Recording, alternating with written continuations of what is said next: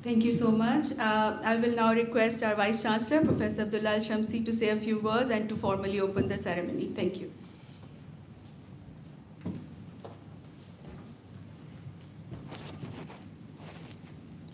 Thank you, Farzana, thank you very much. Assalamu alaikum, good morning. First of all, I'd like to welcome you all to the 9th edition of the BDRC for the British University in Dubai here. Thank you very much for attending, and let me say that this is actually the 9th over the last 10 years. And a lot of effort has been put in by the staff of the British University in Dubai, the students, to make this event successful. So I have to thank everyone. I have to thank the students who took the time to prepare the papers I'm going to present them today. I'd like to thank the academics who reviewed the papers, and I'd like to thank also the research sector of the British University in Dubai, who actually planned this over the years, the Doctoral Training Center in specific. So thank you all very much.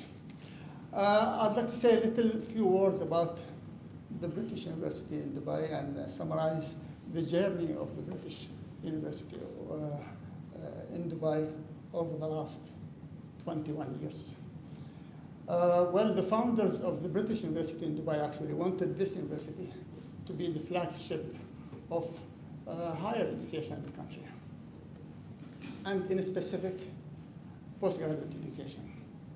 And from the beginning, from 2004, the university actually led the postgraduate education in the country by introducing the first 3 programs in the country for the first time: the Master of Informatics, the Master of Education, and the Master of Project Management. And at the time, these 3 programs were the first of their kind in the country. And not only that, but later on, a Master of Science in Finance and Banking was also introduced for the first time as well in the country. Sustainability, SDBE, Sustainably Built Environment, was also introduced as the first program of its kind here in the university. And things went on as well, and then over the years we started introducing a lot of programs over the year.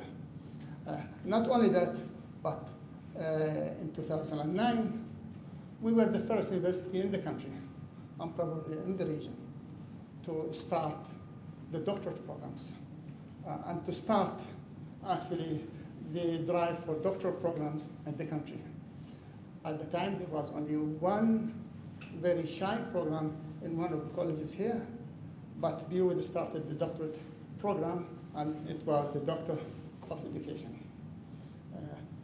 From there, we introduced the Doctorate of Philosophy and Project Management, Computer Science, Sustainability, Business Law, and so on, and Computer Science as well.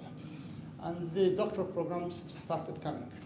Last week, we also got the accreditation for a new doctoral program with a totally new structure, the Doctorate of Philosophy in Engineering Management, which we hope it will be launched in September of this year. So all of these actually programs are the first of their kind in the country. BUiD led that, and then after that, a lot of other universities followed suit and wanted to follow what we do here. Not only that, but even when we wanted to go into undergraduate, we introduced the first programs in the country in the area of AI, for example. The artificial intelligence, the Bachelor of Science in Artificial Intelligence was introduced, was accredited actually in 2012, when people were not talking about AI. But we launched it in 2018, and even when it was launched in 2018, it was the first of its kind in the country.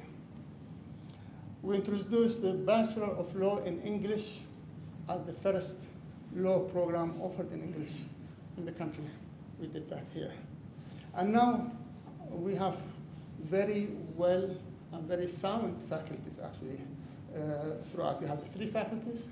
If you think about engineering, we have bachelor level programs, master level programs, and doctorate level programs. When we think about computer science, we have the Bachelor of Computer Science in AI and Cybersecurity. We have the Master of Cybersecurity, and we have now the Master of AI as well, where we just changed the word informatics to AI, because that was an AI program. And we have a Doctor of Philosophy that covers AI and cybersecurity and many other fields. And BUiD was the first university to offer all of these programs. You go to law, we have bachelor level programs, we have master level programs, and we have a doctoral level programs. Business, same thing. And project management, we do have the bachelor and the doctorate. And of course, education. We have the Master of Education, which is the most successful master program in the country in education. There are some competitions here and there now, but BUiD is still the leader in the area of education, with over 170 graduates in doctorate level and hundreds in a master. BUiD is proud to say that we have now over 300 PhD graduates from the university who are everywhere.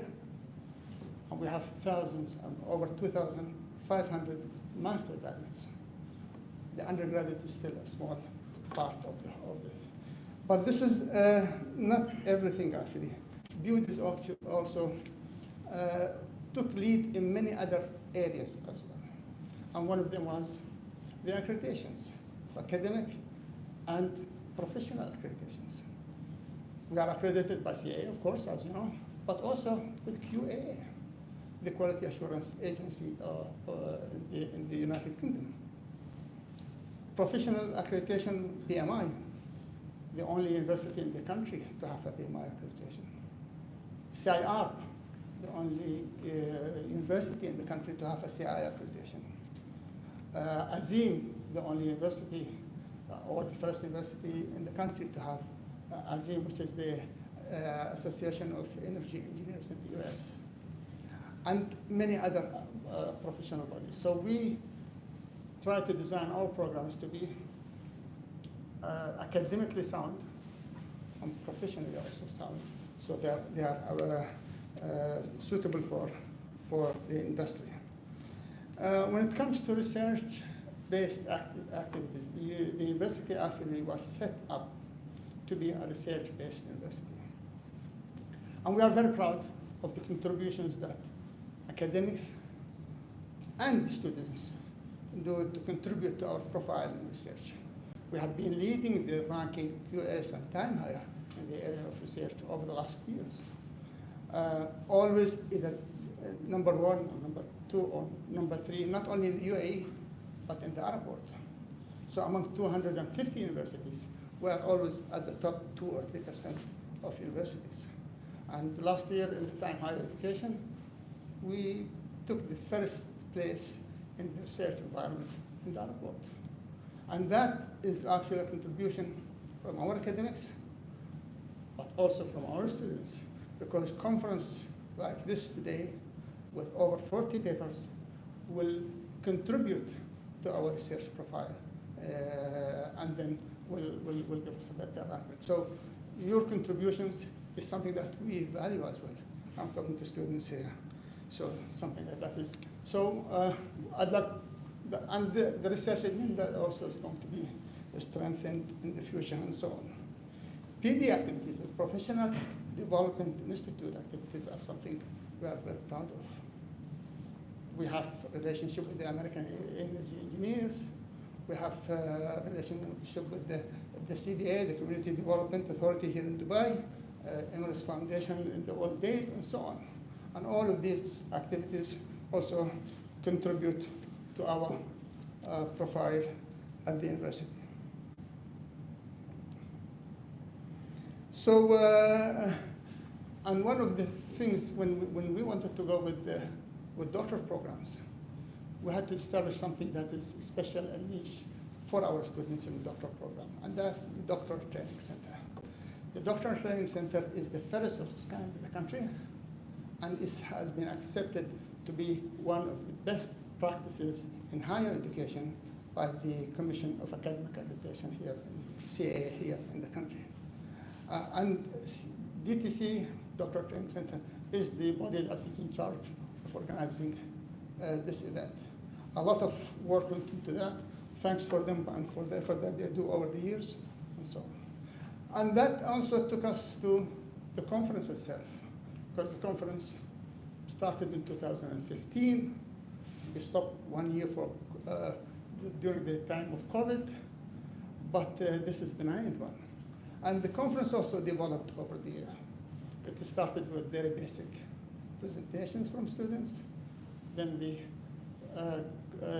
conference developed, and now over the last few years, 3 or 4 years, proceeding is produced, Springer, published by Springer, Scopus indexed, all the papers and those presented here, most of them are actually presented in an indexed proceeding by Scopus.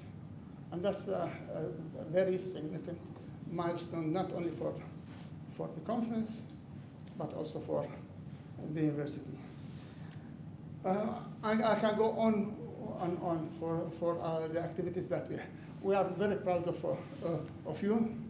We are very proud of our academics. And one of the issues that I think was behind all of these developments actually is the culture of British University in Dubai. We adopt a culture of job security here. Our admin staff and academic staff have the job security. We have staff who've been here for over 20 years, since the beginning of the university. So their service life is matching with the age of the university. Professor Iman, for example, was here in 2004. Professor Khalid Sha'lan, I think, was here in 2004. And they are here, and we hope they will be with us for even longer. I think Professor Bassam been with us here since 2006. Okay, so that's another 19 years. And we have many of the staff who've been here for quite a long time. All right. Professor Ala, I see here again with us. He came the same year I came, so quite a long time. I will not say that duration. But the job security and the stability of academic staff, okay, is one of the reasons behind the growth of. We provide support, we empower staff by making them secure in their post. And we expect something from them in return. It doesn't mean that everyone had an easy way through, but BUiD actually thinks of job security and gives that high priority and attention. So, and that's actually one of the reasons behind this growth, not only in the, but also in the admin. We have quite a good number of admin staff who've been here for quite a long time. Dr. Farzana was with us here when she was not a PhD holder. She was in charge of quality. She came back. She wanted to be part of BUiD, and now she is with us for how many years now? Maybe another 10 years? No, 7 years. 6 years. All right. All right. Professor Bakr, for example, joined us in 2007, decided to go somewhere else, missed the BUiD, came begging to come back, okay? We accepted him with conditions, all right? And then he's now leaving us but this time he says he will leave us for good. But not quite so, because we have another plan for him. Okay, so again, that's something that we. So again, this is something that we like. Even I mean, thinking about our admin staff, we empower our admin staff in many different ways.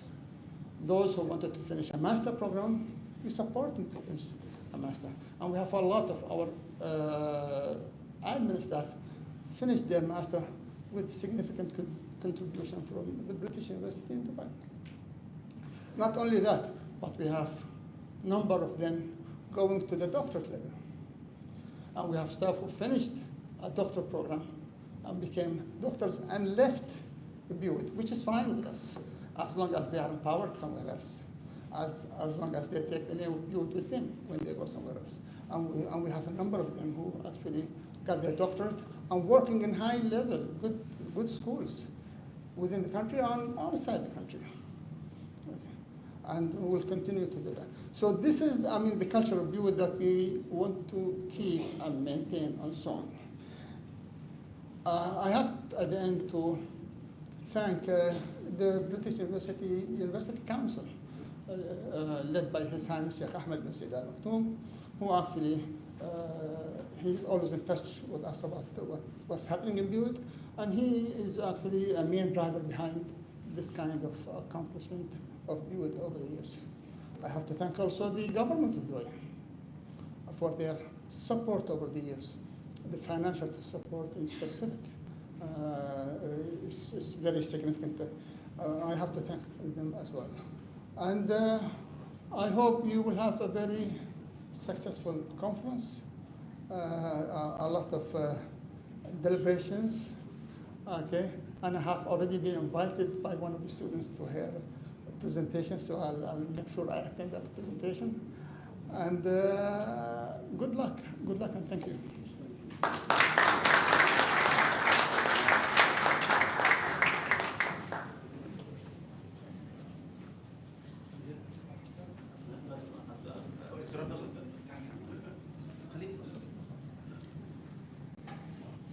Thank you so much, Professor Abdullah, for your kind words. Without your support, obviously, and without the support of colleagues, this conference would not have been possible.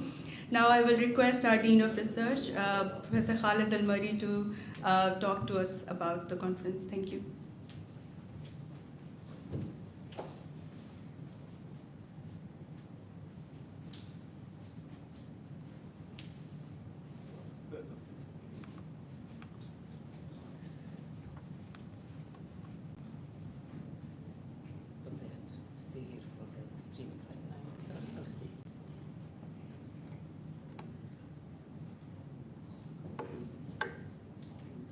Assalamu alaikum. Good morning, everybody. Welcome to BDRC 2025, the 9th edition. We're becoming old now. It's been a very long journey. So thank you very much for being here, our partners, guests, faculty members, and students, the main contributors to this conference. Thank you, Professor Abdullah, for the introductory word and for the information about the British University. As Professor Abdullah said, the British University is the first in the country in so many fields, in undergrad, in masters, and in PhD, and in research, I think. And hopefully soon we will launch as well our first joint degree with a Russell Group University, which is the first in the country as well. So it's becoming a habit in our university to look for pioneering initiatives, and this is all attributed to the active faculty members and the support from Professor Abdullah directly and the deans. This conference, since its inception, evolved. It wasn't like this from the beginning. It was like the other conferences now in the country, where it is just merely for the support of students, just to present what you have and all are accepted. And this is how we started as well, but we evolved from that as we've noticed the caliber and the knowledge that our students have. And we maintain that this conference is solely for students, and we didn't allow sole authors who are not students from BUiD or from our partner universities. And we will keep that. So all faculty members, if they want to participate, they can be co-authors. We have very good statistics to show you that we're very proud of. And of course, we're proud of our faculty members. Okay, so since the inception of this conference, we had a vast variety of experts and guests being keynotes, participating in the workshops. As I said, the conference was having a different format then, and at that time we accepted initial ideas and research proposals from PhD students. So it wasn't this format. We had more leverage given to the keynotes and then less given to presentations, because we were focusing on bringing more knowledge to our students, and it was only for our students for the first 4 years. And then we expanded to have our partner universities. We have bigger plans for the future, of course, and we're proud of the participation from our UK partner universities. We have 5 papers today, 1 from University of Manchester and 4 from the University of Leeds. And we're looking to expand that participation in the near future.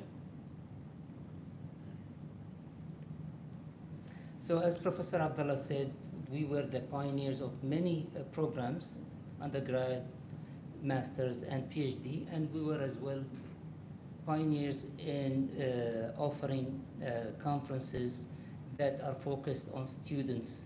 And from there, we moved as well to be the first university in the UAE to publish for students, which is really a big leap in their journey. So we're helping our students to get recognized, their rights preserved as their intellectual property they have of these papers, and to have its corpus indexed, which is the highest thing required in academia. So we're proud that we're offering this to our students, and we're proud that our students are taking the benefit of this service that is offered by the British University. So in this conference, our emphasis will be, as it used to be, networking with peers, discussing your innovative and cutting-edge ideas, improving your ideas if you are a PhD student or you are a master's student, how to develop that idea by networking, by talking to the keynotes, the chairs of the sessions, or engaging with the attendees at your sessions to answer certain questions. Definitely it will open new areas for you to focus on, and to network for the future. What is the next project for you, and hopefully what is next submission for BDRC 10 next year. So we want to share some statistics with you. So as we started in 2015, as you see, all papers submitted are accepted because it was to support students. It wasn't really to focus only on quality at that time, but we were focusing on how the students will gain more knowledge and will get the confidence they can present their ideas and to discuss them and to share the ideas and to network with peers. So it was solely for our students. In year 2016, we had less papers, less participation. We started to be more stringent about the requirements, which didn't really pay off very well. So we were more lenient on the following year, where research proposals and initial ideas of projects, extended abstracts were accepted. So we received 70 papers, and we accepted 70 papers for presentation. It was internal conference as well. We didn't allow at that time participation internationally, so we didn't have international participants. In 2019, now the requirement became more stringent, so it is a developed project. It's not only an abstract. In addition to a mandatory participation from PhD students to use their research proposals and to present their research proposals. At that year, we had as well visitors from our partner universities in the UK. They went around and they looked at the proposals, they engaged with the students, so that was a new initiative to help our doctoral students to finalize their research proposals and to look at the weaknesses that they can bridge. And the experts, of course, were there from our faculty and from the visiting universities, professors who really added that element. 2020, we didn't offer BDRC because of COVID. In 2021, we were back and we were more lenient and flexible because we lost the traction. So we wanted the students to pick up.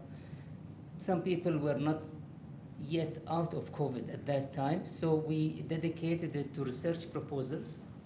And all PhD students from the British University submitted their research proposals. In the year 2022, this is our first year of publication in a Scopus indexed publication for our students. So we advertised it, we gave the requirements to students. There was a very stringent process of evaluating the papers, as now it is not in our hands to decide. It is now with the publishers. Publishers had many requirements. One of them was the conference must have a website that was started a few years ago. So they wanted to look at the variations of the years through a website that was published. It's not a website you create today. So that was a requirement that was really hindering some of the progress. They asked for the double blind review of the papers, which we offered, and then they asked for the international and external reviewers, not only BUiD reviewers. It was really a big issue for us, but through our network we found, of course, we invited our partner universities in the UK. They participated with papers, and we kindly asked them as well to do the review, and they did the review, so we bridged that requirement. So 2022 was the first successful year in publishing students' work. In 2023, the process became more stringent, and there was more awareness through the networks of students that it is a Scopus Index publication, so everyone wanted this opportunity. So we saw a rise in the number of submissions, but as the process is very stringent, we only accepted 60 out of 97 papers. Last year, which the proceedings of was published just a month ago, about a month or 6 weeks ago, we've seen the highest participation last year, but for some reasons, maybe it was from our side not being too clear about, or very clear about the requirements. So students submitted all types of papers, full dissertations. It's not the format and the structure required and accepted by our publishers. So the accepted papers were 58. This year in particular, you will see the submissions are much, much lower, because now we added a tier before the submission. Now, because once the paper is submitted, it is documented. So before the process starts, we started filtering the papers and send them back to students and telling them, there's an issue here, try to fix this, the word count, the formatting, there is something missing, the images or the diagrams are not legible, and so on. So we had that element of service. That's why the actual submissions are almost close to the actual published now papers, because we added that tier, and I really want to thank our colleagues at DTC for their full engagement with students. So maybe I forgot, I wanted to thank our steering committee, Dr. Farzana, Dr. Ahmed Awad, and Dr. Ahmed Abu Bakr, and our organizing committee, Dr. Farzana, Rawi, Nagla, Emma, of course we have Hassan, Samar, and our IT team, before I forget. So these are the statistics about the previous years. Now, as you know, we mentioned that our inception started in 2015. Farzana, you're queuing something? Should stop? Oh, okay. Okay, we have time. Anyways, we made the break too long, so, I mean, who needs 30 minutes to eat, right? But, so we expected that there will be a drag here and there, and of course we will have a keynote in 10 minutes. Okay, so our inception, as we said, 2015, we've seen a very steady growth and evolution of the content and the outcomes and the reward for students as we progressed since last year. In 2022, as I mentioned, Scopus indexing was introduced. This is the first in the UAE. I don't know about the region. I'm not aware of such conferences publishing for students in a Scopus index. I'm not aware of that here in GCC. Maybe there is, but through my network, I haven't heard about it. So our future outlook for this conference is to engage more participants, to delve into more timely themes, to allow our international partners to host a hybrid format of this conference. I think we are on good progress with that, so I think that will happen in the near future. And to move as well from the proceedings, Scopus indexing, to a journal publication, that definitely will be first in the region for students. Definitely we will strive to do that. It is our ambition, of course, and we will work on that. So our publication started in 2022. The first BUiD Doctoral Research Conference published with Springer had 18 papers that qualified. As I said, it was a very stringent process that we started, but we got the hang of it now. As you say, our team here at the British University, our team, the DTC and the collaborators, I've always told them, you can organize any conference now, regardless, student, non-student, paid for, international, because really now in the British University we have the full cycle of call for papers, review process, and I want to thank the reviewers again. I keep missing some when I give my speech, but good that I remember. So thank you very much for the reviewers who dedicated time to review these papers and to give very detailed comments. So students worked on the comments, resubmitted. We verified. Most of them look publishable now, and definitely we couldn't have done this without the support of our reviewers. So in 2023, now we published 48 papers, and this edition has seen the first Scopus indexed publication for an undergrad student. So that was really a major achievement in 2023. And we attribute this to the dedication of the students and the real support they're getting from their faculty members. So I want to thank faculty members as well for their role in nurturing such talents at such very young age. Last year conference, we published 41 papers, still a very good number, so we want to keep it steady around that figure. So if we add the published papers, Scopus index, in the past 3 years we exceeded 100. And these are solely student papers. And this is a really a major achievement here in the UAE. That students publish that many papers, Scopus index, in multidisciplinary areas, and are keeping a steady production of such quality papers. So this statistic is about the submissions of the last 5 years of the submissions, not accepted papers, of how many authors for these submissions. So in 2019,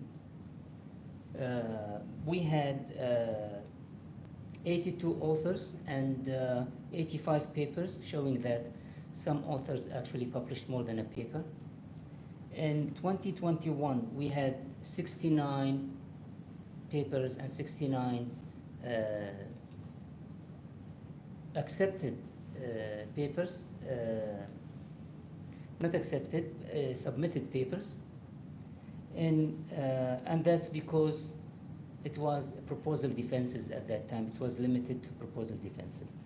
So first year of publication, 2022, we had 71 submissions and 92 authors. So there are co-authors.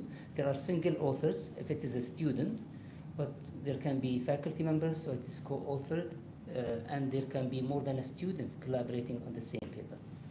In 2023, we had 97 submissions and 142 authors. So this means it's not a repetition of the authors. Actually, 142 individuals who participated and submitted for that year. Last year's edition, we had 163, although we accepted only very few numbers of them, 50 something. Number of authors was 206. It's a huge pool of authors, students and collaborators. For this year, we have 53 submissions and 81 authors. So you want to know, of course, who are the most publishing authors in the past few years. So we have the Walk of Fame, as we call it. So for the past 3 years, including this year, of course, these are the 10 most frequent authors who published or participated in BDRC. So we have Professor Khalid Sha'lan, 15 times. So he's a superman. We just completed a conference with him yesterday. We started on Thursday. Yesterday was the online version. And this is a major addition as well to our research output at the British University. Total papers online presented yesterday were up in the vicinity of 308 papers. From the morning until about 4:30 on 9 channels, and it was online, open to anyone. So this is the biggest conference we ever hosted, and it is the biggest number. And ironically, about 170 papers, if I'm not wrong, were from Iraq. So this should tell us something about what's happening in Iraq with regards to research. So it is really a major highlight and an eye-opener for me yesterday to think about Iraq in our future collaborations. It seems like it will be the research hub in the future. The majority of the papers coming from a single country. I was shocked, not surprised, but it was a great shock.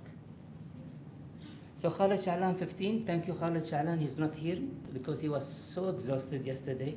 I don't blame him since Thursday.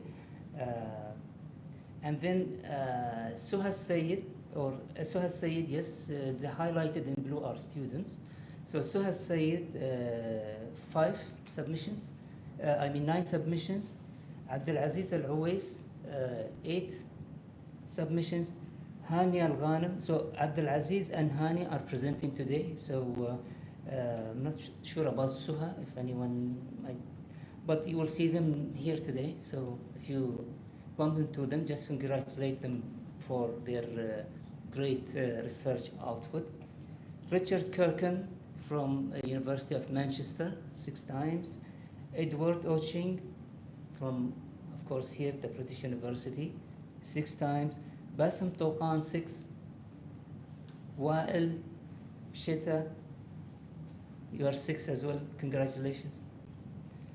Tendai, you made it to the Walk of Fame. So, 6 participations. And Abdullah, of course, yes, there's Abdullah, 6 occurrences. So thank you very much for your contribution to the conference. I noticed education didn't contribute as much as it used to contribute in the previous years. It must have been a very busy year. But I wanted to say that we missed your contributions. They were really taking the balance for our research output. So thank you very much. Let's get things started and enjoy the sessions. We have live stream, of course, it's live. We will have a session here of select sessions, and we have the online session where our partner universities will present. It will include 4 from University of Leeds and 1 from University of Manchester, and 7 more sessions. 2 here, if you see building 11, it means here behind this auditorium, there are 2 rooms. And if you see building 10 in the schedule, it means the other buildings. So you just cross through the elevator shaft. So thank you very much for listening to me. And thank you very much for being part of our BUiD family. And with you, we're looking forward to becoming the first, not only in the UAE or in the region, hopefully in the world. Why not? We have big dreams, but we have the tools for those dreams to be achieved. Thank you very much. And see you around. Okay, so we continue our last bit of the opening ceremony. We will call our professor, Abu Bakr Suleiman. As Professor Abdullah said, was with us for over 13 years.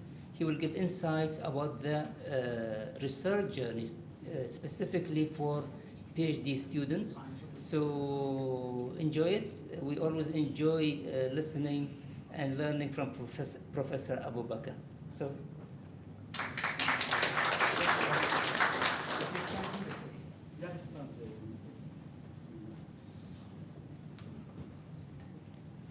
السلام عليكم ورحمة الله تعالى وبركاته جميعا.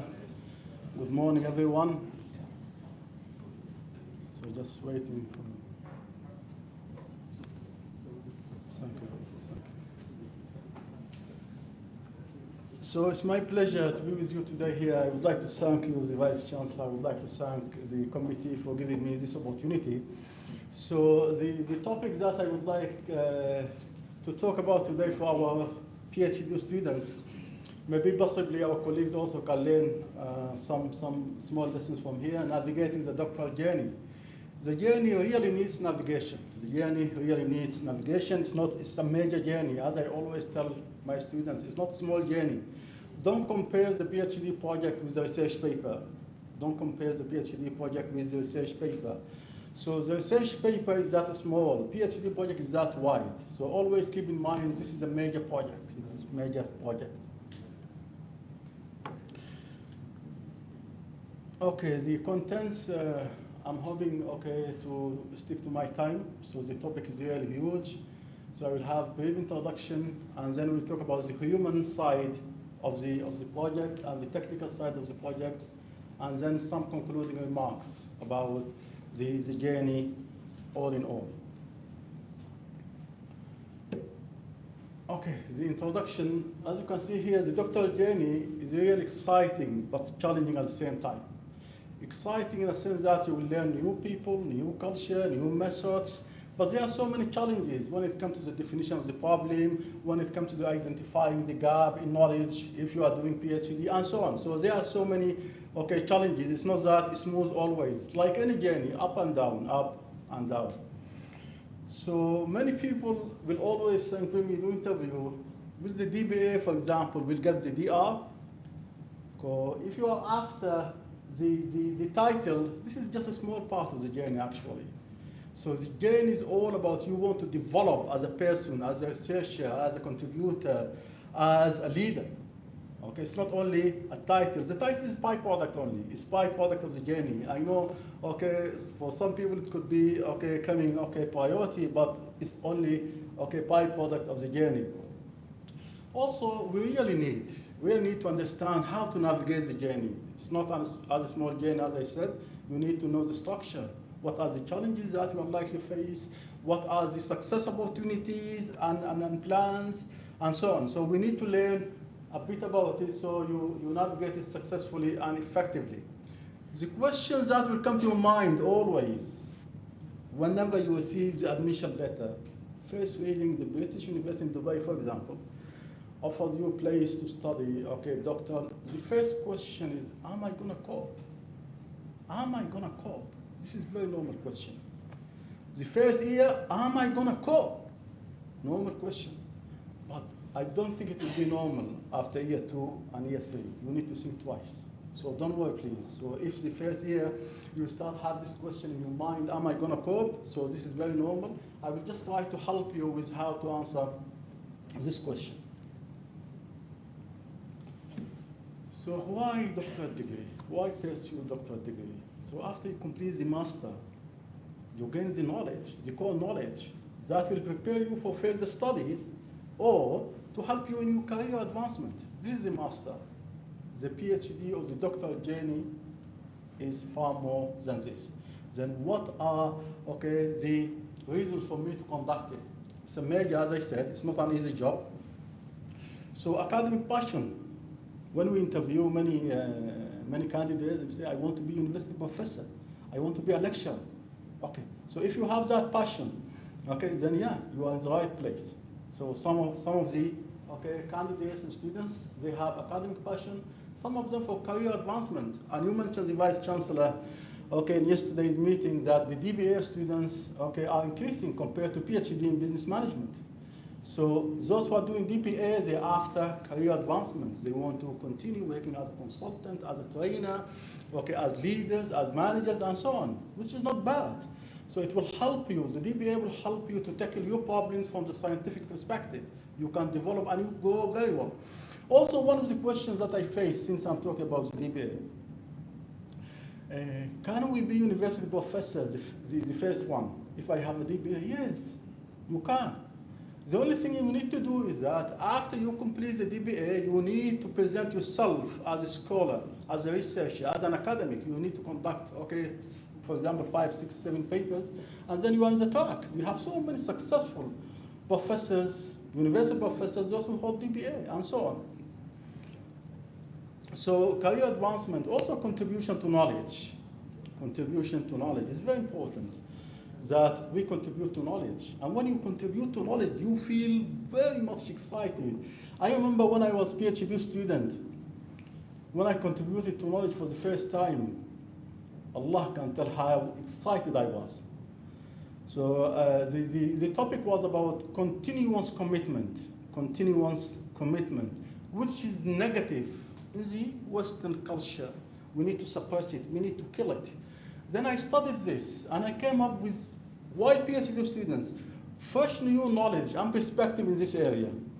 Okay, so by the time you publish your first paper, the second paper, you will feel the joy, and you want to continue contributing to knowledge, which is really exciting. Or personal growth and development. You want to develop, okay, yourself. You want to actualize yourself. You want to go. Okay, not necessarily after all of that. And actually, if you are after this personal growth and development, this will be really also one of the goals that you have in mind. Okay, what are the stages of the doctoral journey? What are the stages, the phases of the doctoral journey? As you can see here, normally we start with the proposal stage. Proposal stage possibly is part of the admission process here. For example, in our university, we do have the first stage, the interview. We interview you based on the proposal. The proposal is just meant to give and take and to open the dialogue between me, the interviewer, and you, the candidate applying for the doctoral program. But there is no commitment from your side or from my side to that. You can change that absolutely, 100%, no problem. So you start normally with the proposal just to get to know you can identify a problem. Okay, so this is stage one. And then coursework. Okay, so coursework, some universities, they do have coursework where the students, they need to attend 7 modules, 6 modules, 8 modules, it depends on the university. But some universities, they don't have coursework. Okay, so you have to attend, okay, the coursework if they are required. And then research design. You will come to design as a stage where you design your research in terms of what is the problem of the study, okay, what are, okay, the core variables, and so on. Then this is a very important stage because this will be the roadmap. After that, the road and the journey will be smooth. So you need to put a lot of time in this area. So once the research is designed, then data collection and analysis will be, okay, the stage. Many of you, I guess you are in this part now. And then writing up the thesis, and then the viva. Okay, so I guess some of you are going to viva now. Always I tell my students, once they come to my office, before going to the viva, I tell them one thing. You are the king of the jungle. Know me, neither the externals, they know better in this topic than you. You are the one who knows better. Don't think the external knows better than you, or the internal knows better than you. No, you are the one who knows about the topic. We are here actually to hear from you. If I know better than you, you don't deserve the title. If the external or internal knows better than you, you don't deserve the title. We are there just to test the methods that you have adopted, the knowledge, the key theories are there, and that's it. Why, if you ask me? Because I'm scattered. I am a researcher, examiner, yes, but I'm scattered. I'm doing different things. You focus only on this area for 3 years, 4 years. Who will know better than you? No one, isn't it? So always I have this in my mind when I go external examiner. Okay, always I know the student is better than me. So don't think, okay, you are less. Okay, this is about the Bible. I hope all of you will make it. If you make it to that level, believe me, okay, you did very well. Okay, let me talk about the supervision and the link between the supervisor and the student, which is very important. Okay, the quality and the kind, okay, of relationship that we are having with the supervisor. So supervision is a journey. It's important to you, the student. It's important to me, the supervisor. So always keep in mind, your supervisor is not simply advisor or reviewer. No, your supervisor is a partner. Your supervisor is a partner. You, two of you, you need to sail. You need to navigate the journey together. Good supervision will never happen if we don't collaborate. You, me, the university, we all need to collaborate. So it's not your responsibility alone. It's not the supervisor. It's not the unit. Okay, it's actually all of us. It's actually all of us. Okay, what are the components of supervision? What are the main components of supervision? Components, this is the academic language. As I told you, so academic language is a culture, okay, in itself. So I will talk about the technical part of the journey, and I will talk about the human part of the journey, and then, okay, we will conclude with some concluding remarks. You really need to balance the two, the technical side and the human side. So both of them are important. Like any job, you have the technical part of the job and you have the human part of the job. Both are important. Let us start with the human part. Let's start with the human part. So when we say human part, I'm talking about the relationship, about the link between you and the supervisor. If you ask me then why human part comes first, so the answer is very simple. Always the H does the T, not the other way around, not the other way around. So we need to take care about the relationship that I'm having with my supervisor. Because if you have very good relationship with your supervisor, you are very likely have very smooth journey, okay, and the technical side will be easy to achieve because the relationship between you and the supervisor is smooth and straightforward. So you really need to have this kind of relationship. So a healthy and conducive relationship between you and the supervisor will motivate you, will satisfy you, will make both of you collaborate in order to get this job done. So I think, okay, so you need to pay a lot of attention to the human side of the journey. So talking about the human side of the journey, then it's all about the climate of supervision or the atmosphere of supervision. It's very important that you have okay, conducive, familiar, good atmosphere where both of you can act together and navigate together and get to the end of that journey. You need to have open dialogue. If you start having open dialogue with your supervisor, then you will start building trust. It's actually, the human relationship is all about trust. Whether it's supervision, with the work, okay, no matter what is the context, if trust is built, then that will help you always to have very good relationship, respectful relationship, and collegial links. Okay, so only the dialogue, the give and take, okay, it will be better if it's face to face. It will be better if it's face to face, especially at the start, Respect your supervisor's time and boundaries. The student will remain a student, okay, and the supervisor will remain supervisor. Okay, so I will not step into your boundary, and you don't need to step, okay, into my boundary. Okay, we can get the job done, okay, without stepping into each other's boundaries. So always respect the time. If it happens that I cancel a meeting, you have to appreciate this, and I have to appreciate it also if you cancel a meeting. So once you are explaining to me why you are canceling, and I'm explaining to you, then we have to respect each other as possible as okay we can. It's normal to have differences. We are all human beings. We are all researchers. We have all different perceptions of things. What I can see as, for example, okay, a very good idea, you may think this won't work. That's normal. That's me and this is you. So we need to understand this point. So don't think differences will make the climate shattered, will make the climate negative, will, okay, make the supervisor have some negatives, okay, understanding about you. No, but you need to raise this misunderstanding politely, nicely, respectfully. Just tell me why you disagree with me. Okay, it's all about justifying. It's all about explaining.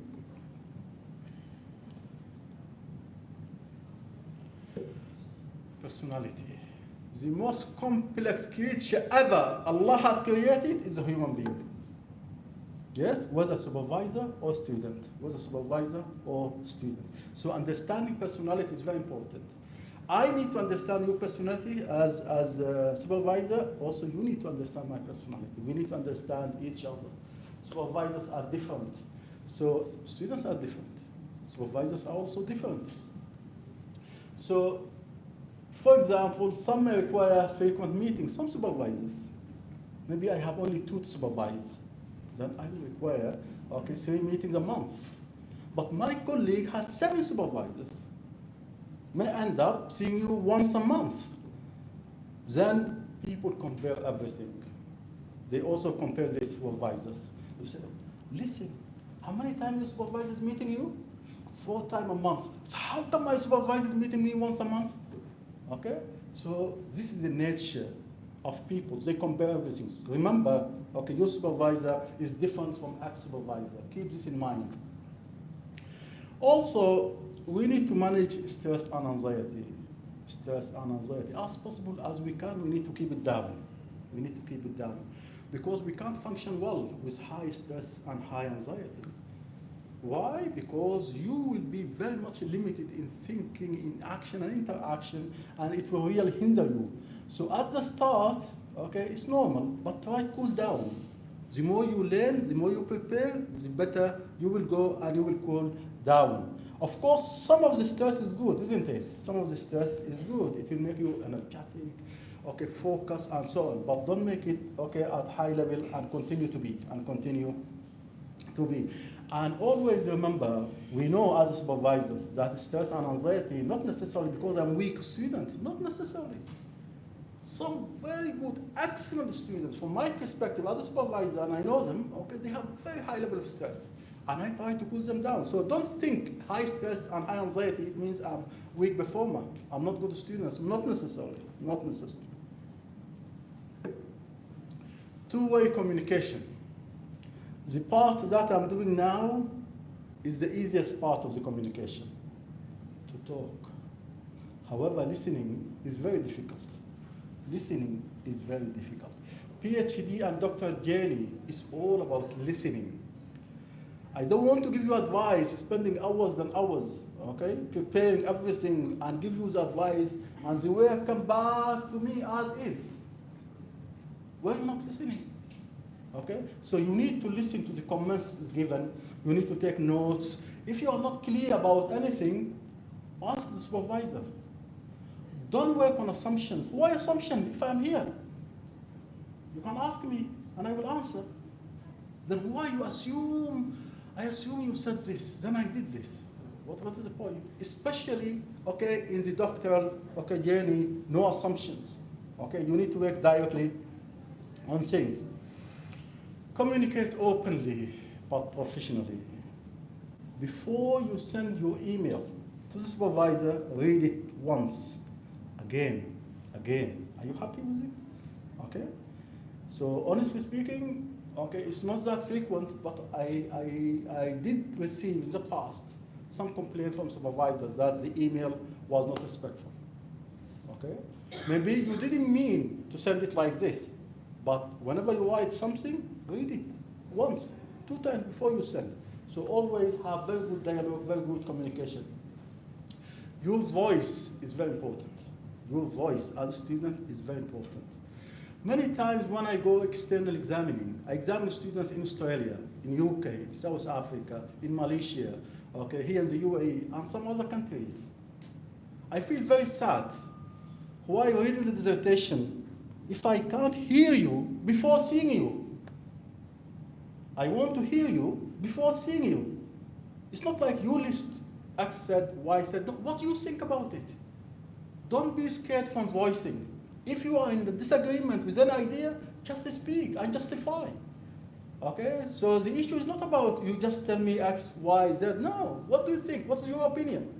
Are you with this? Are you against this? At the end, at least. So voice is very important, especially the voice with your supervisor. Always tell, okay, what you are not happy with, okay? Do you need, okay, more, okay, comments, and so on. So the student voice is very important. As I told you, most importantly is the thesis, the final product. Also, continue on the communication, be open to feedback. Feedback is good. Feedback is good. I remember my first conference in UK, British Academy of Management.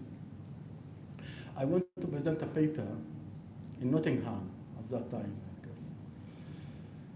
One of the big professors in my area, while I'm presenting, then he stood up. Suleiman, the idea that I told you earlier, Suleiman, this is rubbish. I said, okay, just let me finish. Okay, let me finish, and then we will discuss. He was talking about, you can read his paper, The Rise and Fall of Organizational Commitment. His name is Yehuda Baruch. Okay, I'm releasing the name. Okay, this is rubbish. I said, okay. So whenever you go to conferences like this and you present papers and you get ideas, it's very good. You will bridge the gaps here and there before going to the Viva. It's not bad at all when I say this is not good. I was not angry from that professor. I said, that's real good. I'm real happy to hear about this. Okay, but let me finish and we will discuss. So please, okay, whenever you supervisor criticize a concept or criticize the work or criticize any ideas that you are bringing, don't think this is negative. No, this is an opportunity for you to learn, to grow and develop. So accept it openly, with open heart. Okay, you need to accept this. As I mentioned earlier, if you are not clear about any feedback I'm giving, just clarify. Okay, explicitly, whether by email, by phone, whatever. Of course, face-to-face is the richest communication ever, but if it is not possible, you can clarify. I do receive many emails clarifying feedback that I've given, okay, a week ago, which is normal, take initiatives. Okay, the doctoral journey is all about initiative. Okay, you don't wait for me to tell you do this and do that. No, you tell me. Okay, what do we need to do? Come up with the new ideas. Come up with the new concepts. Okay, it's good to do this. It's good. Okay, you bring to the table new ideas, new plans, and so on. It's not bad at all. I will really be happy from this. It's not like only me giving, only me telling. You tell me also. Manage conflict. Manage conflict. Like any human relations, there will likely be conflict between you and your supervisor. Misunderstanding. Okay, maybe from the critiques that I mentioned earlier, possibly for any reason, if conflict happen, okay, we can never suppress conflict between people. We can never kill conflict between people, but we can manage conflict. Okay, so you need to act.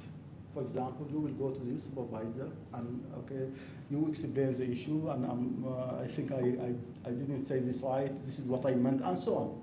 Okay, if all your approach didn't work, you go to a third party. You go to the head of the program. If the conflict is with the head of the program, for example, with me, you go to the vice chancellor. Okay. Thank you. Okay. So it has to be solved. We cannot live with conflict. You see, this comfort we have to have in here always. Part 2. This is the main product. This is the main product. Okay, you didn't come here for human relations. You didn't come here for links and so on. You came here mainly for the main product, which is the technical part. But it's shaped significantly by the quality of the relationship that you're having with your supervisors. That definitely affect this technical part. That's why we put that first. So the plan and management of the journey of this technical product, is the responsibility of both the student as well as the supervisor. So we need to plan together. We need to act together. We need to work together. So one of the questions that I receive always is, how long will it take me to finish? Well, so this will depend. It will depend on so many things. Okay, whether it's 3 years, 4 years, 5 years. It depends on the topic that you are pursuing. It depends on your readiness to devote time and efforts and so on. Okay, many personal lives may hinder and so on. There are so many things actually into this. Okay, so but everything is under control. You can easily finish in 3 years. Pre-meetings. Before you meet your supervisor, you know these meetings are very core, very important for you. And they're always limited. I will give you 1 hour because I have many other students also to give them time. I have many other tasks. When I give you 1 hour, this 1 hour for you is very core, very important. You need to plan very well in this 1 hour. Okay, what you will be saying, what are the priorities, what will be asked first, what will be asked second. So these are just few examples about how you can do. I don't need to know about the agenda. The agenda, you set it for yourself because I will be guided by you in these meetings. Then you will come with the agenda. I don't need to know about it, but you have it. And then you will start, opening the dialogue, using this agenda. So these are just some tips. Manage expectations. Manage expectation. We call it the psychological contract. Psychological contract. What do you expect from me as a supervisor, or what do I expect from you? We need to put it clear to each other. So if these expectations, we clarify them, things will be better, and the journey will be very much smooth. Clearly and directly ask your supervisor about his and her expectations regarding the quality of the work, the depth of the work, and all of these related issues. No matter if you are going chapter by chapter, you can ask about expectations for the chapters and so on. So you need to be clear about this. Also, please always keep the standards up. Always keep the standards up. Always aim high. Don't go at lower level. Your supervisor wants you to be always at up level. Okay, for example, you cannot use to develop hypotheses, papers that are not even Scopus index or whatever. Okay, this is really not good way and not good approach of doing it. Always keep the standard up in terms of academic writing, in terms of readability, in terms of the design and structure. So many times, students, by the way, they do ignore the readability. The content is good, but the readability is weak. So what is the point? You have all of these ideas, it lacks the structure, so the flow and discussion and all of this. So the readability is very important. Okay, the structure, the format of the table, the format of the figures, all of these are very core. It will improve and it will encourage me to read. Honestly speaking, some dissertation when I receive, I read them in a week. Some of them, I read them today, I dump them for 2 days, okay? 1 week, I come back after 3 weeks, and so on. It takes me sometimes about 3 months, okay, to read. So the readability is really very, very important. Also, ask about the feedback. How often you will be receiving feedback and using which means of communication. Will it be face-to-face feedback or emails after meetings, okay, and so on. So it's better always, okay, be explicit about this. One of the very important products of this journey, actually, the publications. Many students will ask me, can I publish? What will happen if, okay, the external examiner will come and will say, nothing new, everything is published. What is the issue? What is the issue? Also, one of the students, I think a couple of them, they also said, my idea will be stolen. How come? Your idea will never be stolen. It's the other way around, actually. If you publish, you protected your idea. You protected your idea. Even if 3 years after that, 4 years after that, you defend, still you have the backup there, okay? Published and available. So the best way to protect your idea, not to keep it secret, no, to publish it, So publication is very important. Discuss the publication with your supervisor and see, okay, what roles, okay, you want to take in that. The default, the student will go first and the supervisor will go second. Okay, but not necessarily you will be publishing from the dissertation. There are also some other projects. Okay, if you want to get involved in that, will be really very good. Okay, talk about expectations. Don't expect your supervisor to dictate or to impose ideas, concepts, and views.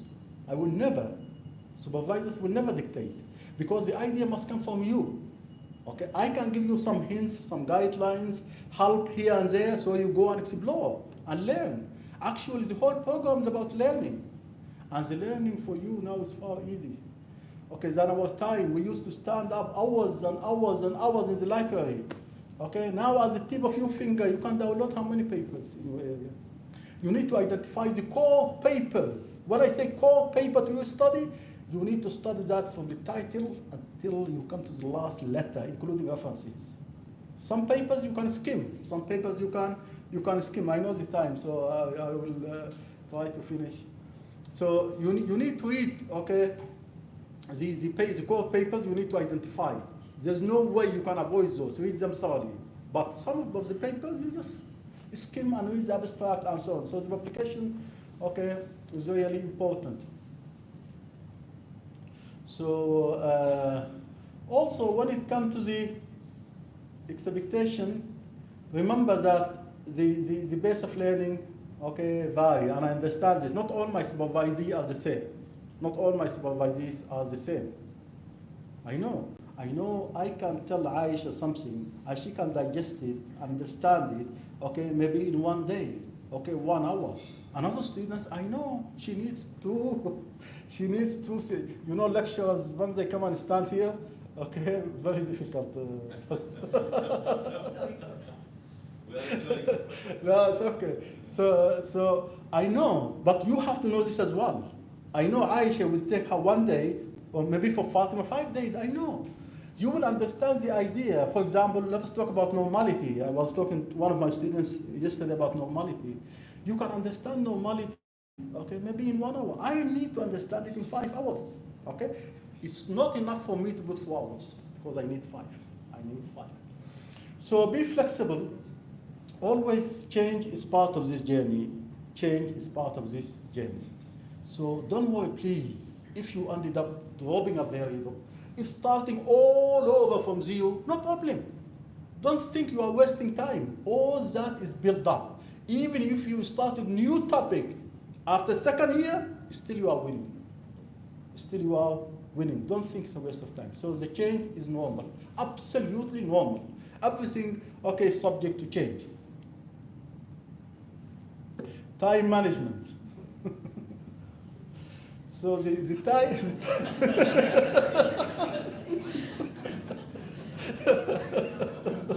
no, Khalid. So the time management is very, very important. We need to set milestones. You need to set milestones. I don't need to know your milestones. You need to set it for yourself. Okay? So I will do this for the literature, and then I will do this for data collection, primary, and so on. So always try to have clear milestones. Deal with procrastination. This is the main killer of the time. Your registration time is 7 years, 9 years, you will come and you need renewal because of the procrastination. Don't put for tomorrow what you can do for today, okay? So never, always do it today better than tomorrow, and tomorrow never comes. Always do it today. So use tools, for example, to manage time, okay, like Gantt, okay, Pomodoro. There are so many tools about time management that you can use. Very effective. I was really happy. One of my UG students, she told me she used, okay, Pomodoro for time management. Very good. They have so many different tools. This is also a challenging one. Balance personal work and academic life. Very challenging, very challenging. Okay, you're a student doing PhD, for example, or DBA, whatever. Here, at the same time, you are working, at the same time, you have your family, okay, society roles. There's so many things. But remember, before you join the program, during the interview, we did ask you this question. How will you balance all of this? Since you joined, you contracted, you paid your fees, then you signed psychological contracts that you will be managing time very well, especially the work-life, okay, study balance. So remember the quality, we talk about the atmosphere, isn't it, of student-supervisor relationship. This relationship, the quality of it also depends on time management. You will have very good relationship, conducive relationship, familiar, supportive relationship, okay, if you are very good time manager. Conclusions, okay? So these are just some concluding remarks. The doctoral program is a journey. You are part of it, I am part of it. You the student, me the supervisor. So we are both part of this journey. It's a comprehensive training program. You will learn so many things. So it's a training. It's a training. Why we are preparing you? Because you will be training others. So now I'm retiring, for example. Okay? There's one useful here whom I've trained. She's only 20, for example. She will take over. So we need to prepare you so you train others. So it's a training program. The student supervisor links is very important to this journey. To successfully complete the journey, we need good relationship. Successful completion, nothing but good relationship between you and the supervisor. Stay motivated, yes, and stay balanced. Inshallah, everything will be okay. Okay? Assalamu alaikum wa rahmatullahi ta'ala wa barakatuh. I'm sorry if it took longer time. Okay?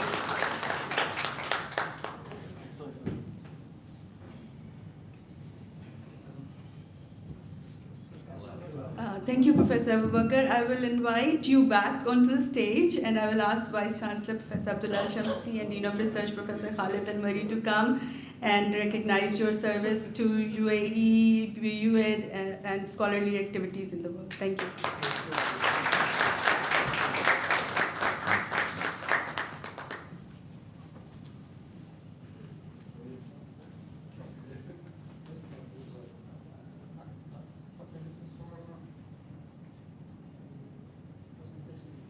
Thank you very much.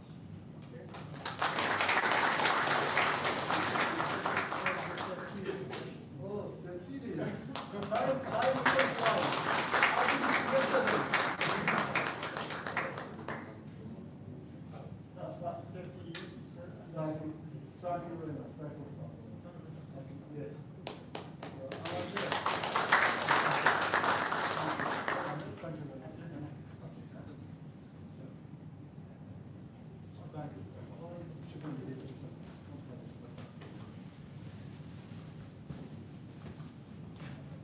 Okay, thank you very much for attending the opening ceremony and the keynote.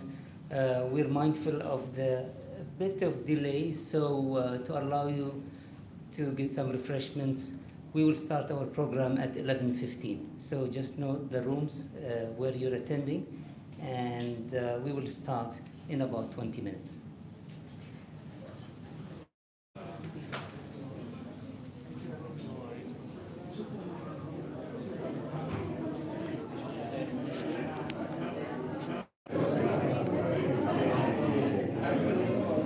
So this connects to YouTube.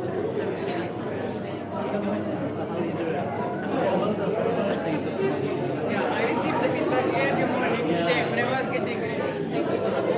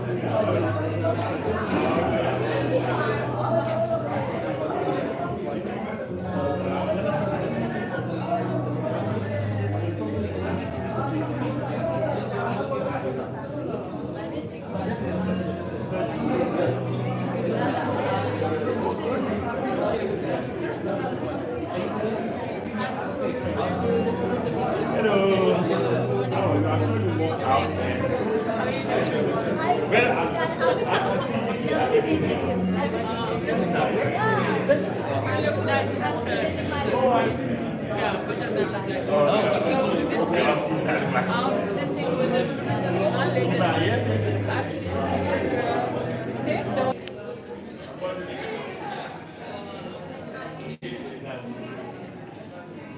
it's your research.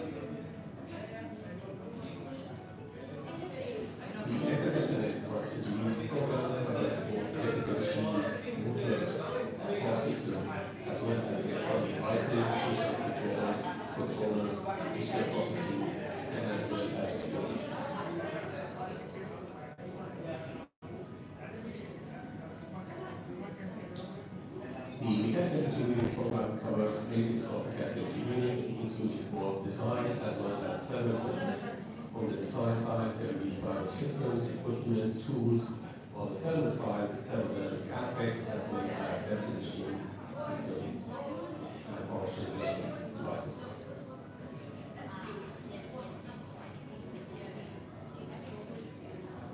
The electromechanical engineering program is actually a hybrid between mechanical and electrical systems. It focuses on the applications and integration between mechanical and electrical systems, which we find in a lot of applications. This is really relevant in the areas of LLP, where the design of building design of systems, controls, requires the integration of electrical as well as mechanical systems. And this is used widely in areas such as air conditioning, as well as other components within the house. لا ولا يهمك لا ولا يهمك. طيب احنا دايماً بس حتى مغلبين خليها دايماً معك دكتور. خليها معك لما يبدا البرزنتيشن تبدا خلص أبلش بس عليها؟ خلص لا لا ولا يهمك يا ريت. Operation buildings, HVAC systems, transportation systems, of course, oil and gas, water desalination, water treatment. So you find the engineers working in all these sectors, and they can be working for either private sector or public sector, they can be working in the design stage, the construction stage, operational stage, even the legal aspect of these resources, as well as operation of these local sectors.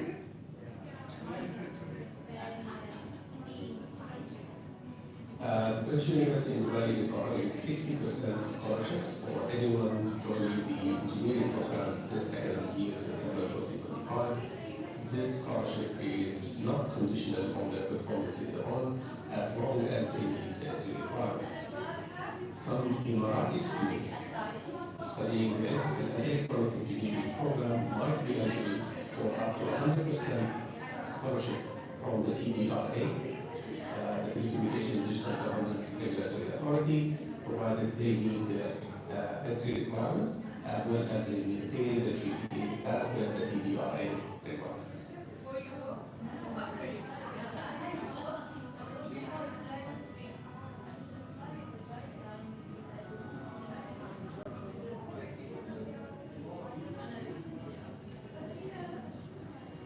The British University in Dubai is releasing new programs, graduate programs in the engineering side.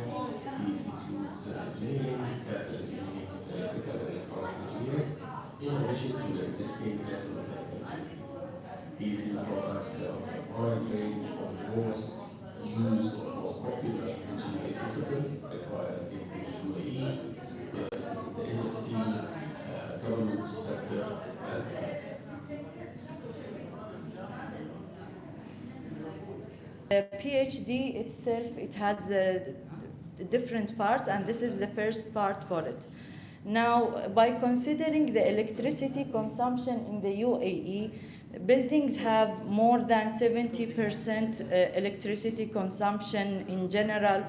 Dubai's 2030 target is to reduce the energy consumption by 30%, and the whole country's demand is to be the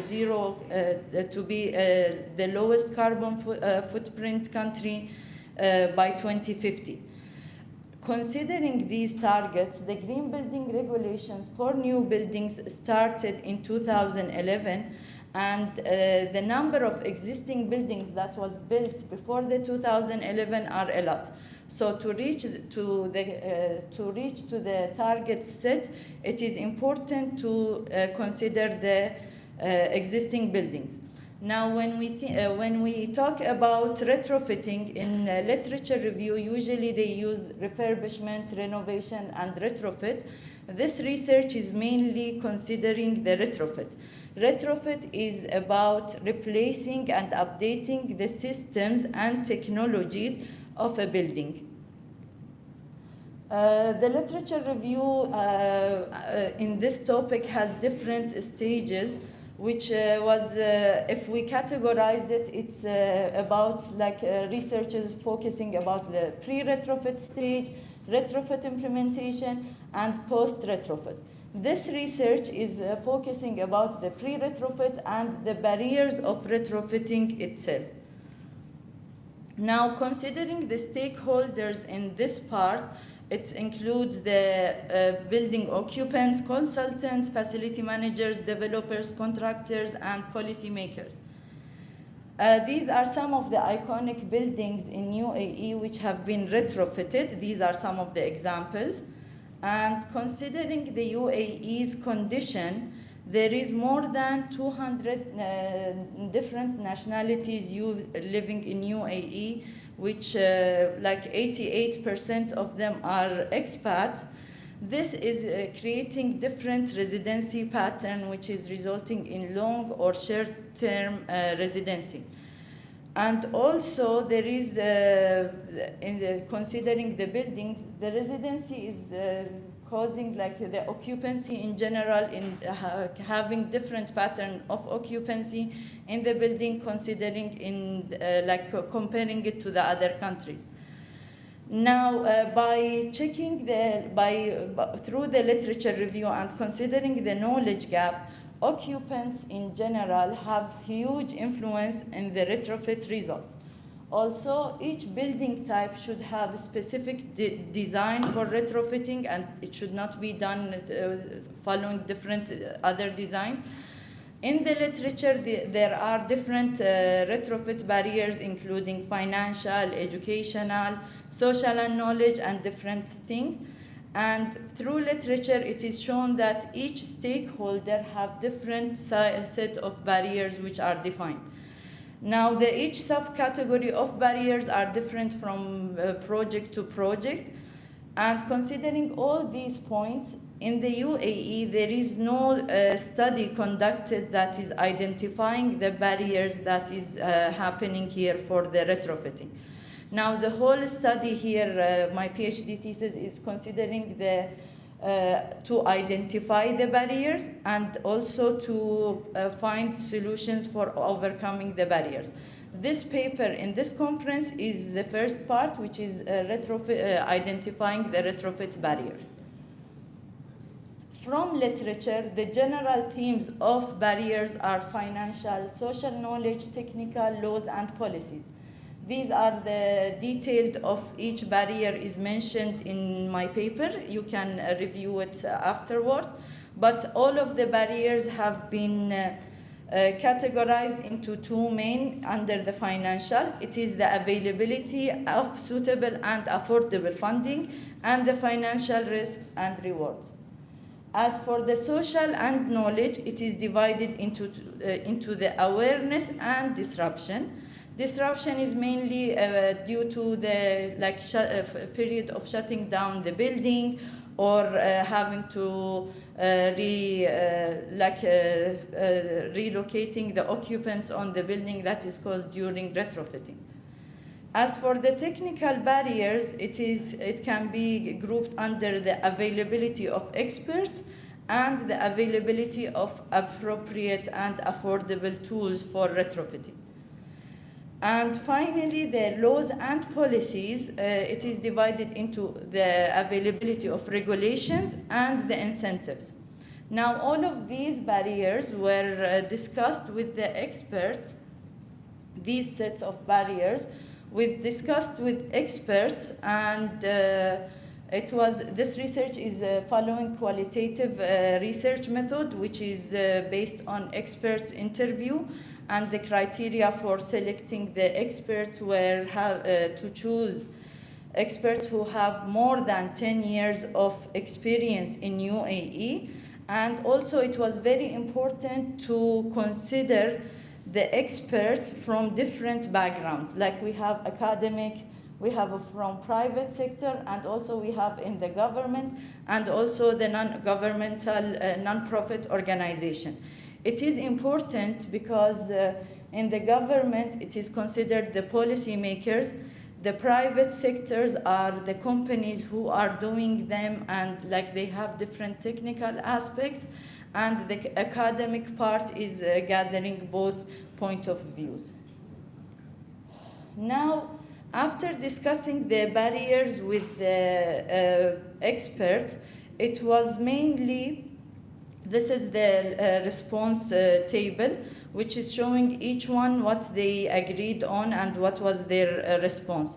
Now, the names of the experts are anonymized for their privacy, and this on the left, E1 is the number of experts, and the B1 to B8 are the total number of barriers which was discussed with the experts, and they gave their feedback based on each barrier. So moving to next slide. This one is showing, for example, for the availability of suitable and affordable funding, 10 experts agreed that this is applicable for the UAE condition and 4 disagreed. And you can see all of them in details what was, who agreed and who disagreed.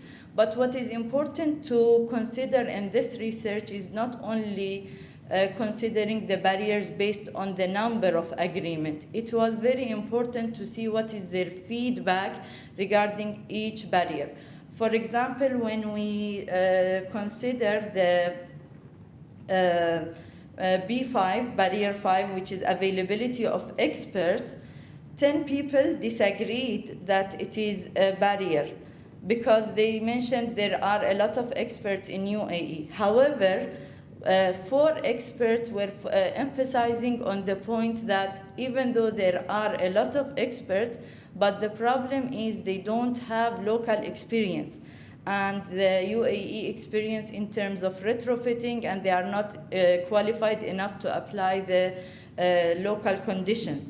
That is why this barrier is kept, and the others was discussed. For example, in B7 and B8, most of the participants agreed that, like B7 is the regulations. There is no regulation mandating retrofitting in UAE, which is not applicable. And also the incentives, also some mentioned there is no incentives, and some mentioned the number of incentives are very little, and not everyone was aware of that.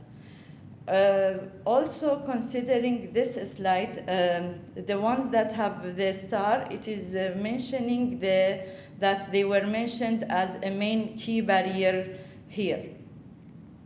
By looking at the literature and comparing the results from the interviews that was gathered, in the literature, one of the main barriers in retrofitting was identified as the financial barrier, but here in UAE, based on the interviews that was conducted, it was mentioned that financial is not a big barrier. It is social and knowledge and mainly awareness. Now, here in the slides, you will see the barriers which are added based on the experts' point of view, and they are local, like unique to the local condition. In the availability and appropriately of funding, they all agreed that lack of research from local universities is applicable to the UAE, and it was not mentioned in the literature. As for the financial risks and rewards, they all agreed that the difficulty of predicting the initial cost is one of the main barriers. So here, the awareness was divided into 2 categories: awareness among public and awareness among experts. In the literature, it was generalized, but here to the UAE condition, they mentioned that experts have high level of awareness and knowledge, but the public still lack the knowledge. In the awareness among public, they mentioned that the mindset shift and convincing people is a main challenge here in UAE, which also was not mentioned in literature. As for the awareness among experts, lack of communication among different stakeholders was one of the key barriers which was identified. Now, one of the key findings of the research is barrier 6, which is the transient nature of population. Here is creating different types of barriers or challenges, let's say. For example, If I have an expert, to qualify the expert, I need to invest money, time to qualify him. But because he will move after like limited times of year, I have to reinvest and to redo the whole process again. This is in terms of expert. Also in terms of moving to other tenants and owners as well. As for the technical barriers, here there was different points which was raised. The local experience is considered as one of the main barriers to be added here, and also the poor installation, over-design, commissioning, and maintenance. All the details are mentioned in the paper. You can refer to it. As for the availability of affordable and appropriate tools, all of the experts agreed that here in UAE it's not a barrier and there is enough materials and tools for retrofitting.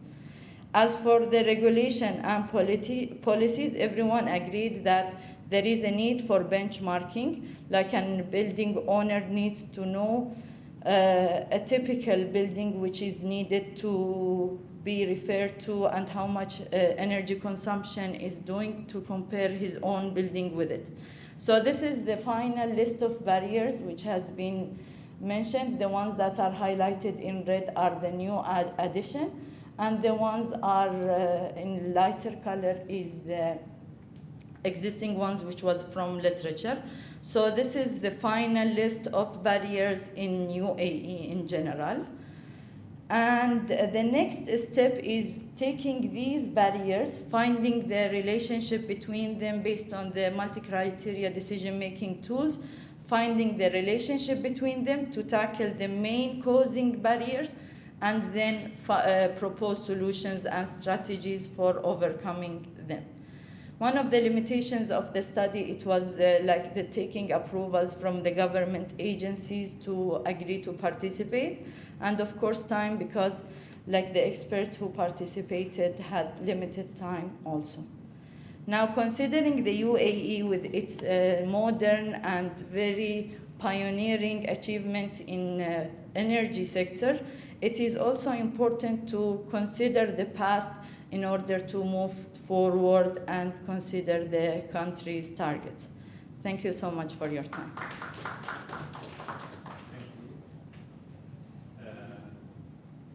Now it's the time for questions and interaction. And note that questions and interactions is marked the sheet that they have. So it's better that you ask.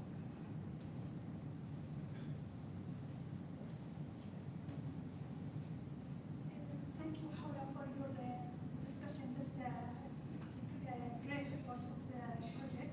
My question regarding the retrofit and refurbishment of the building in residential, actually. Your project actually focused on residential sector only, right? Not this part. In this part of the research, it is general because the experts that I interviewed, they covered different types of projects. So different Yeah. typology of the sector building. Yeah. So my question, how the differentiate between the refurbishment and retrofit in different typology of the building? So So the refurbishment, thanks for raising this point, it's a very important point to consider. Refurbishment is usually referred to when you take an existing building and return it to its original conditions. Retrofitting is only tackling the building component in terms of systems. So for example, you enhance the HVAC system, mechanical system, cooling system, lighting system. Deep retrofit will include maybe the facade, the types of glazing and all. Refurbishment, it will include also the physical environment of the building, which this is not done in the UAE as well. I mean not done in retrofitting, not in The other sub-question for the same questionnaire regarding the main factors affected regarding the economical and environmental for both refurbishment or retrofitting building. How could affect the economical issue in UAE? In terms of economical, like when we consider the finances, when we do retrofitting, for example, this building is operating, but when it's like time worn and it has been a very long time, energy consumption would be high, so the bills would be higher, and that would be environmentally will not be feasible, because it is consuming resources and it's producing CO2. But when you do upgrade the building and do retrofitting, for example, the HVAC will be having better capacity and it will demand less energy consumption. That's why it will enhance the performance of the building, which also will enhance the indoor environment of the building. Same thing with the lighting, same thing with the building component in general. So when you enhance it, it will create better condition, and maybe it will require higher initial cost, but you will see the difference through the emissions, and also in the long term you will get the benefits in terms of lower bills or better performance of the occupants. Thank you. Thank you. Sure. When we are considering the retrofitting, is the retrofitting is considered after a particular life period, or after considering the emissions or energy demand? What is the usual practice in UAE for approval for it? So now, for at this stage, there is no like mandatory regulations to do retrofitting, and this is which was discussed during the interviews with the municipality. They are providing guidelines which is still not published for retrofitting. There is no typical like certain number of years. It depends on the building itself, the conditions, how it is designed, and how it is performing. For example, they have mentioned, most of the experts that I interviewed mentioned one barrier, which is over-designing. Over-designing, considering, for example, if an AC load, if this building requires certain number of ACs, usually this is a common practice in UAE. Designers would design double number of ACs that is required. This is causing also requirement for retrofitting, because energy is wasted, and also when the system is not performing to its level of requirement, it will also be damaged. So these all different conditions are considered while deciding for retrofitting. And one more thing, today recent, due to the fire incidents happening in the aluminum composite and facades, is that also a part of your research, or the early energy management? Because mostly in Sharjah, old buildings are being retrofitted with the fire retardant facades. Already there is a mandate, I think, for removing the fire. Definitely. So the building codes and requirement, it is addressing the fire safety and the safety issues. This research is considering the general barriers. So definitely when I'm doing the interviews, I am discussing the little part, also the water pumps that are used for the firefighting systems and all, and it is also part of retrofitting, which is considered as, like the firefighting system is also considered as part of retrofitting as well. Thank you. Thank you very much. Thank you. Thanks, everyone. We'll go back to the first paper, the role of digital transformation. It came or not came? Fine. Fine. Next one, Iyad Abu Taha. A youth-based framework for advancing, for analyzing users' intention to adopt FCUs, a case study of the UAE.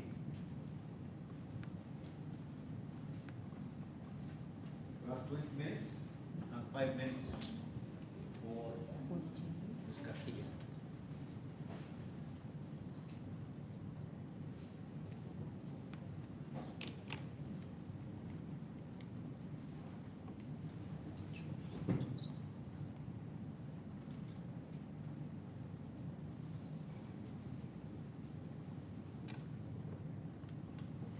Okay, good morning everyone.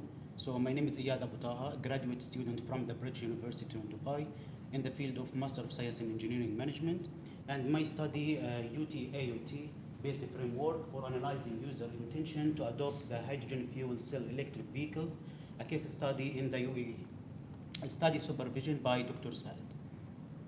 So just to give you a brief idea, at the time, back in years, once the electric cars came to the market and introduced as a new technology to the market, there was actually a big confusion, and many people have they like to create some fears and worries about this technology because it's a new technology.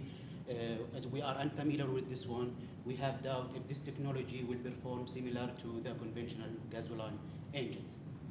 So that's why this study is important, because it's actually focusing on another new technology. It will be introduced to the market soon, which is the hydrogen cars. It's actually under testing now in UAE, and it will be implemented for public use within maybe 1 year or 2 years. According to BMW report, they highlighted it will be in the market within 2028. So the problem here, just to give you a holistic view about why this one is important, it's about the increased amount of CO2 and the greenhouse gases in the air. This actually has led many countries worldwide. We've spoken about the developed ones like Japan, South Korea, China, and US to look for alternative strategies in order to reduce those emissions. However, the transportation sector seems to contribute with the highest contribution in the air. One of the promising solutions, as the transportation sector have significant amount of CO2 in the air, one of the promising solutions is to implement the hydrogen fuel cell car in the transportation sector. Why? Because this car have lots of benefit. It's actually performing maybe similar or better than the conventional and electrical vehicles. It also provides zero emission tailpipe, and it can actually contribute in decarbonization of the transportation. Speaking about the UAE and why we selected UAE as the area of study, the UAE representing still classified one of the top polluters in the world, and they are actually concentrating on using the fossil fuel, the conventional one, in terms of generating electricity and the power in general. That's why the amount of CO2 in the country is high, and the country actually have done many initiatives in order to reduce those emissions. For example, they make the Ministry of Climate Change. They have launched the energy strategy for 2050 in order that aims to reduce those emissions and cut this emission in general.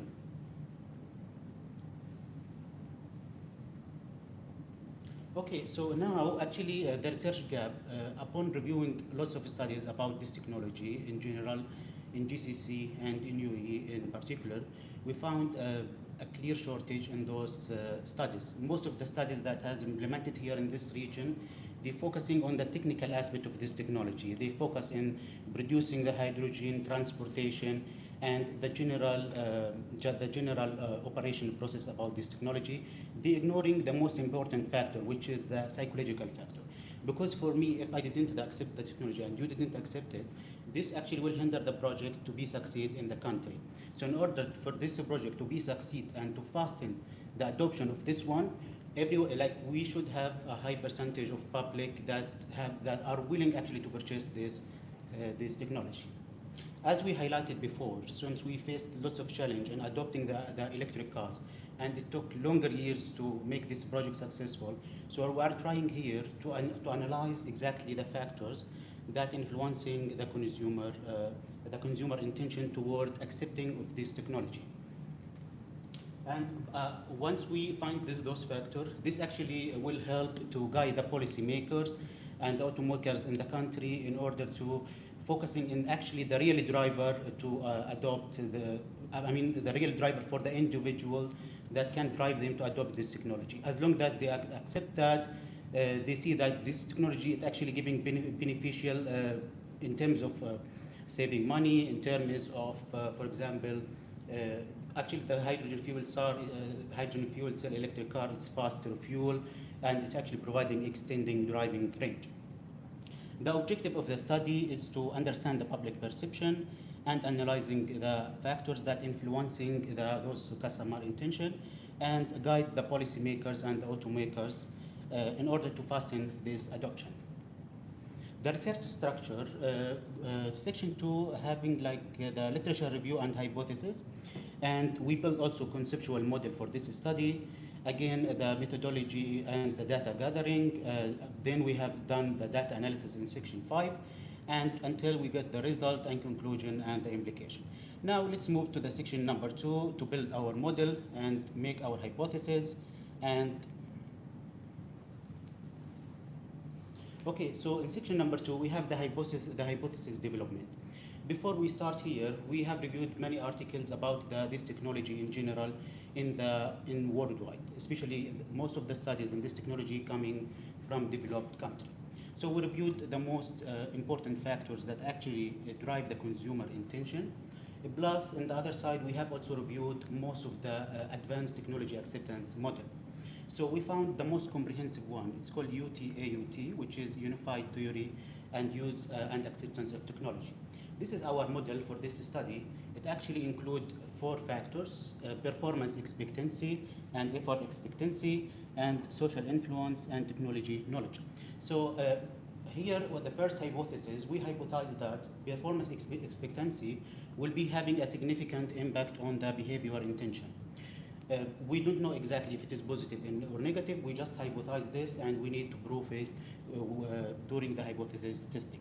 Performance expectancy in terms of hydrogen technology, referring to how such kind of technology can increase my daily productivity and in my daily tasks, and also can include attributes like in the vehicle itself, like high performance of the vehicle, it's faster fuel. By the way, you can just fuel it according to studies within 1 to 2 minutes. It's very fast. So it actually saves you lots of time, and actually the hydrogen price is still affordable and still more cheaper than the conventional fuel. And we need to see how those individuals perceive that performance aspect, is it can affect them to purchase this car or not. The second one, which is the effort expectancy. Effort expectancy, it's referring to how easy to use this technology, or how easy to hard, or how easy or hard to use this technology. And this also including how easy or hard also to refuel it and to operate and to drive the car. In terms of hydrogen fuel cell car, we're talking about actually similar car to the normal cars. Like it does have a steering wheel, for example, it does have brake pedals, accelerator pedal, and gear lever, same. So now we need to check if this factor actually it's important for the individual or not. The social influence, it's about their individual and his close friends or family in his inner circle, if they can influence him to purchase this one. So we assumed here in our hypothesis that it will be having a significant effect, because at the time, for example, I can advise a friend of mine, or you can advise your colleague or friend, you might have a good impact on him, and you can actually convince him to purchase certain technology, because maybe he have trust in you and so on. Technology knowledge, this is actually a good factor, because the original model actually does have something called facilitating condition, which is referring to the infrastructure, which is still under development. So I don't think it will be important to test it at this early stage of research. So we replaced that with technology knowledge. So we actually modified the model and to make better understanding for the real factors actually affecting at this stage. Since that one is not available, so we used technology knowledge. So now at this stage, if you notice here, we have built the hypothesis, we selected our factors, and now we need to prepare for the questionnaire. So the questionnaire in the methodology section. The methodology section including 5 steps. First, we prepared the questionnaire design. Second, we have, this is the measurement variables we just discussed, performance expectancy and so on. And the third step, including the data collection and the sample size. And the fourth step, it includes the data analysis. And if we prove the step number 4 that it's valid, then we can move forward to step number 5 and do the hypothesis testing. So the first step, the questionnaire design, the first section was having introduction of the study, just to enlighten the participant about what this is study about, to understand exactly the nature of the technology. The second section including the measurement item, which is the question actually. So every variable we have tested this one using a certain set of a question. And all those questions has been adopted from reliable sources. For example, there is some specific study, for example, only particularly focusing on performance expectancy to find the best set to measure the performance expectancy. And we adopted this question from those such reliable sources. Data collection and sample size. Okay, so we launch a questionnaire. We use the random way in order to get more different point of views about this technology. We used many techniques. One technique called the snowball technique, which is giving this one to one person and he will forward it to other. We used also the social media and many platforms, and actually we used the university platform as well, using the university email to share it with students as well. Because our population was, we directed the survey to the expert in the industry and the regular users, because we are the one who need to accept or reject this technology. And for the sample size, according to studies, it's suggested to be 10 to 15 times the number of variables of multi-factor analysis. So 160 participants suggested to be enough, but for this study, we actually successfully collected 292. Step number 4, it includes 2 sections. The first one, measurement model assessment, and the second one, assessment of the structural model. Just to give you a brief idea about why this one is important. First, for the data analysis, we used the most sophisticated statistical software, which is SmartPLS. And then we moved to the measurement model assessment. We need to confirm the reliability of the questionnaire, the validity of the questionnaire. Reliability means that, for example, I tested the performance expectancy with 3 questions, like some 3 questions. So I need to test those questions actually over time, it will give me the same result. So we measure the reliability of the questionnaire, and we measure also the validity, which we need to confirm that this questionnaire is actually measuring what we intend to measure.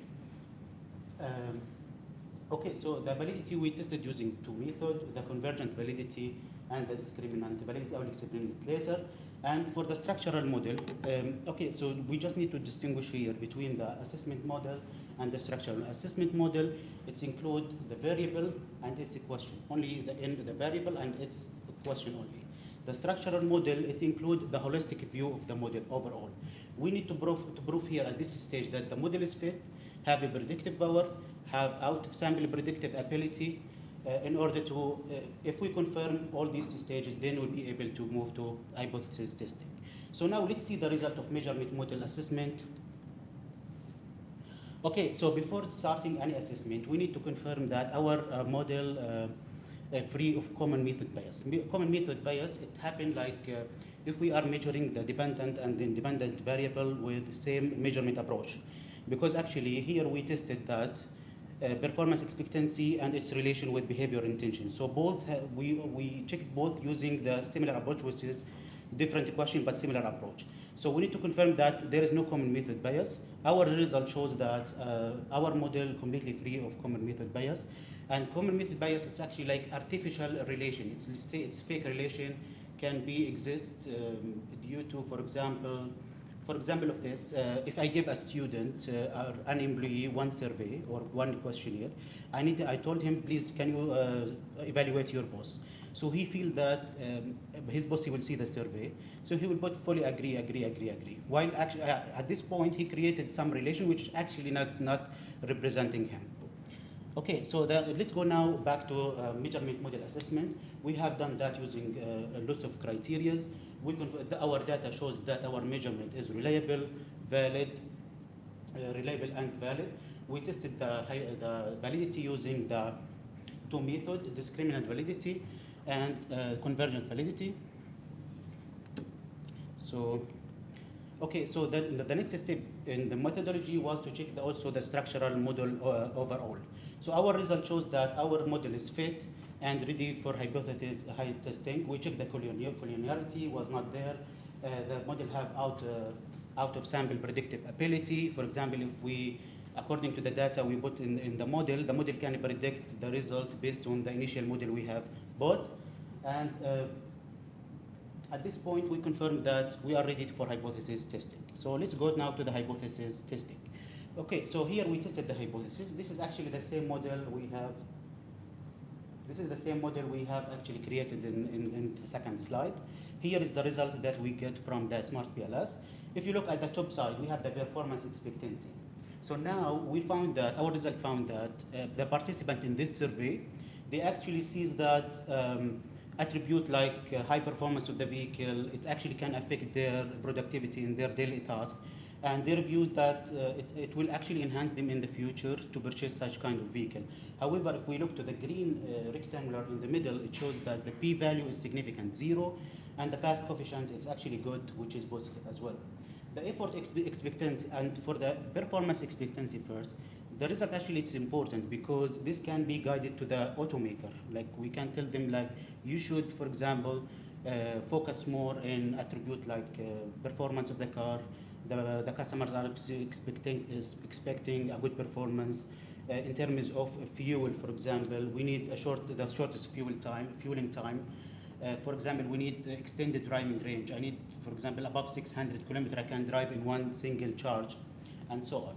If effort expectancy shown to be non-significant, which means that it's not a significant factor for the participant to purchase this car.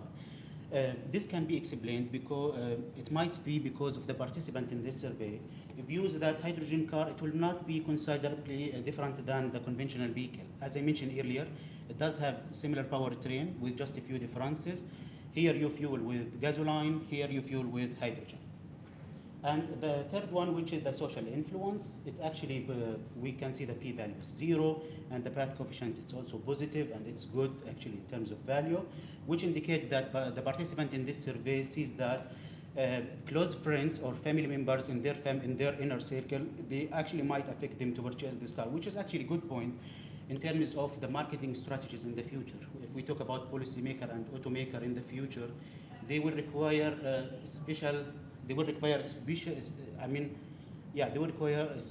something special in order to focus on, in order to do their marketing strategy. So social influence is important. This require also like the educational campaigns and sometimes live event to show the product and educate the people about the importance of this product. Technology awareness, as we see here, the path coefficient is the highest, which means that this it does have the highest, the strongest effect on the behavioral intention. So as long as they gain more information about the technology, this will enhance them to purchase the technology.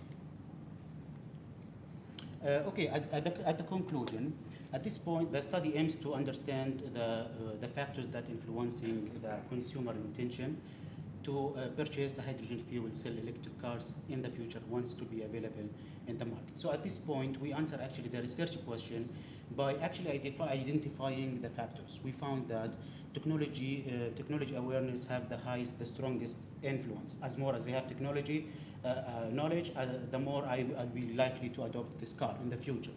We found also the second one, performance. This is a good point, as we mentioned, to the automakers to focusing in attribute like performance of the vehicle itself. We found also the social influence it's actually affecting, and this will actually require the policy and industry action to take more progress and to make also clear strategies that should improve the public understanding and trust. Practical implication. So first, the infrastructure is important. It's under development here in the country, but it's actually important. Without infrastructure, nobody will accept this technology. So in terms of infrastructure, we require actually the policymakers and the industry and the automakers to cooperate together in order to understand what's the requirement for this infrastructure. And in terms also of infrastructure, we should highlight the big energy firms in UAE. We speak about Masdar and ADNOC and Siemens as well. We need a huge cooperation between those firms and the government, industry leaders, in order to also find clear strategies how to implement those infrastructure. As our findings indicate that social influence does have direct effect on and strong effect on the behavioral intention. So this will actually require the collaboration with influencer and the industry leader, because those people they have influencing effect on the individual, so they can actually shape their behavioral intention.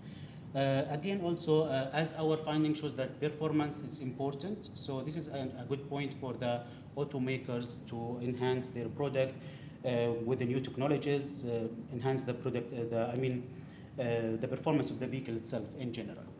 And the one important point is the government leadership. For example, the government can convert their fleets, because for us as a public, if we saw that the government using their fleet, this will generate actually a trust.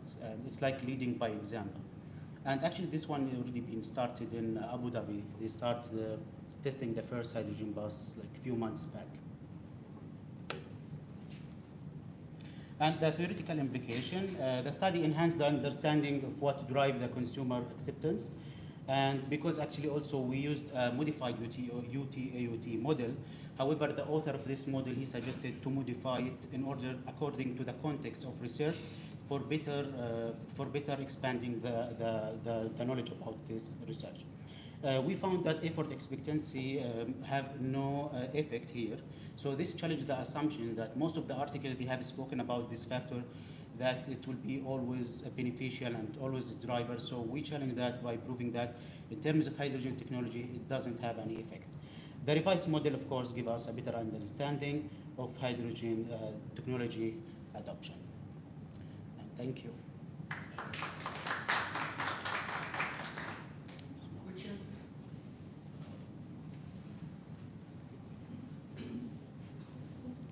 How soon we expect hydrogen cars in UAE? How soon? Yes, actually, according to reports, for example, there is actually Toyota Mirai. It was actually under testing in UAE 3 years back, by the way. Yes, and they already created one specific charging station for that car, only just to be testing here in Dubai Festival City. And the project was succeeded, and still under experiment, because it does have hydrogen tanks, so we need to like double check the safety of the car, and we are facing like harsh weather condition here in the country. So this car, it has to go through the rough testing before implementing the real technology here. According to BMW, there is one X5, for example, BMW X5, the normal one. They have created the hydrogen one from the same car, which is set to be launched in 2028. So it's actually close. Also, just one more information, just to add more to your question. In terms of, hydrogen prices as well, it will be very cheap, to be honest. Currently, the estimated price of the hydrogen, it's actually measured by kg, by kilogram. This is different. So for 1 kg, the price for now, it's actually 2.7, it's between 2.7 to $7. So the car, in order to fill the whole tank, you need around like 5 kg, which is not that much amount. It will be like from 50 to 100 dirham. And according to UAE authorities, they said that within 2030, in the energy strategy for 2030, they said that we expect the price of the hydrogen technology to be $1.7. Okay, so if we assume that we will be using 5 kg to fill a tank, so we expect to get around like $8 per one charge. And for one charge, you can run up to 700 kilometers. Yes, so it's actually exceptional technology, to be honest. So that will be green, blue, or pink? Yeah, it will be green. This is the beauty of this technology, because it's actually depending on the green hydrogen. Because if we use the blue or pink, we didn't get the benefit from those cars. The aim here to reduce the emission in the transportation and to decarbonize the transportation. So as long as we use a renewable source, it's actually beneficial. Could you back 3 slides to the structure of the differentiate between the factors? Yes. Yeah. My question regarding the main factors affecting the behavior and intention. From your results, actually, we found that technology and the performance, there's 0.3 for the technology achieved, while in the performance there's 0.29, which actually close to each other. Could we combine the technology and performance as a significant correlation to each other? And how could affect on the final result, how to differentiate, Yes. to select the technology, either the performance in selecting the hydrogen car? Yes, this is actually a good question, yes.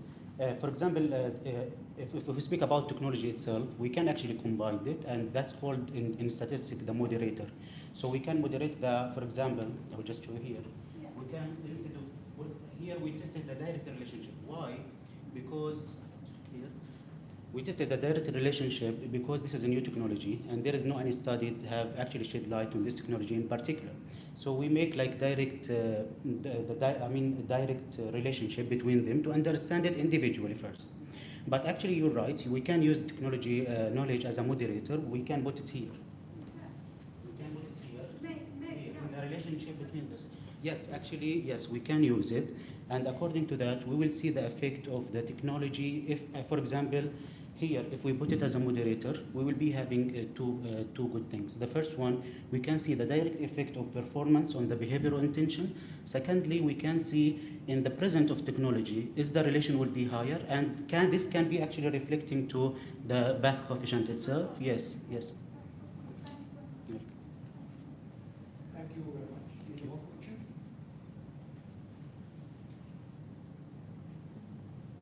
Thank you. Thank you, sir. Next, I think assessing the impact of Yeah.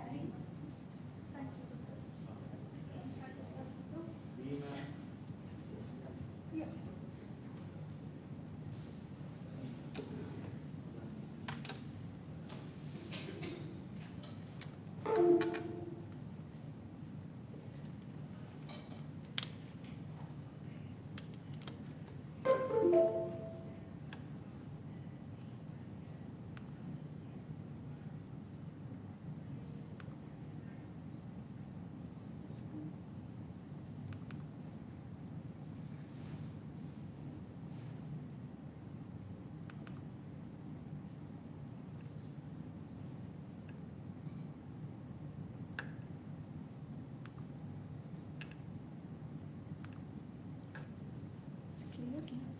Hello everyone. Thank you for attending this project session. This is Rima. Actually, I'm a PhD candidate in architecture and sustainable built environment. This project, actually, I would like to introduce you. It's a part of research study collaborated with Dr. Bassam, Dr. Wael, and collaboration with Edinburgh University. This is actually a part of research study to discuss or study and evaluate the impact of albedo variation in outdoor thermal comfort, and selected the case study for the Al Karama district in Dubai.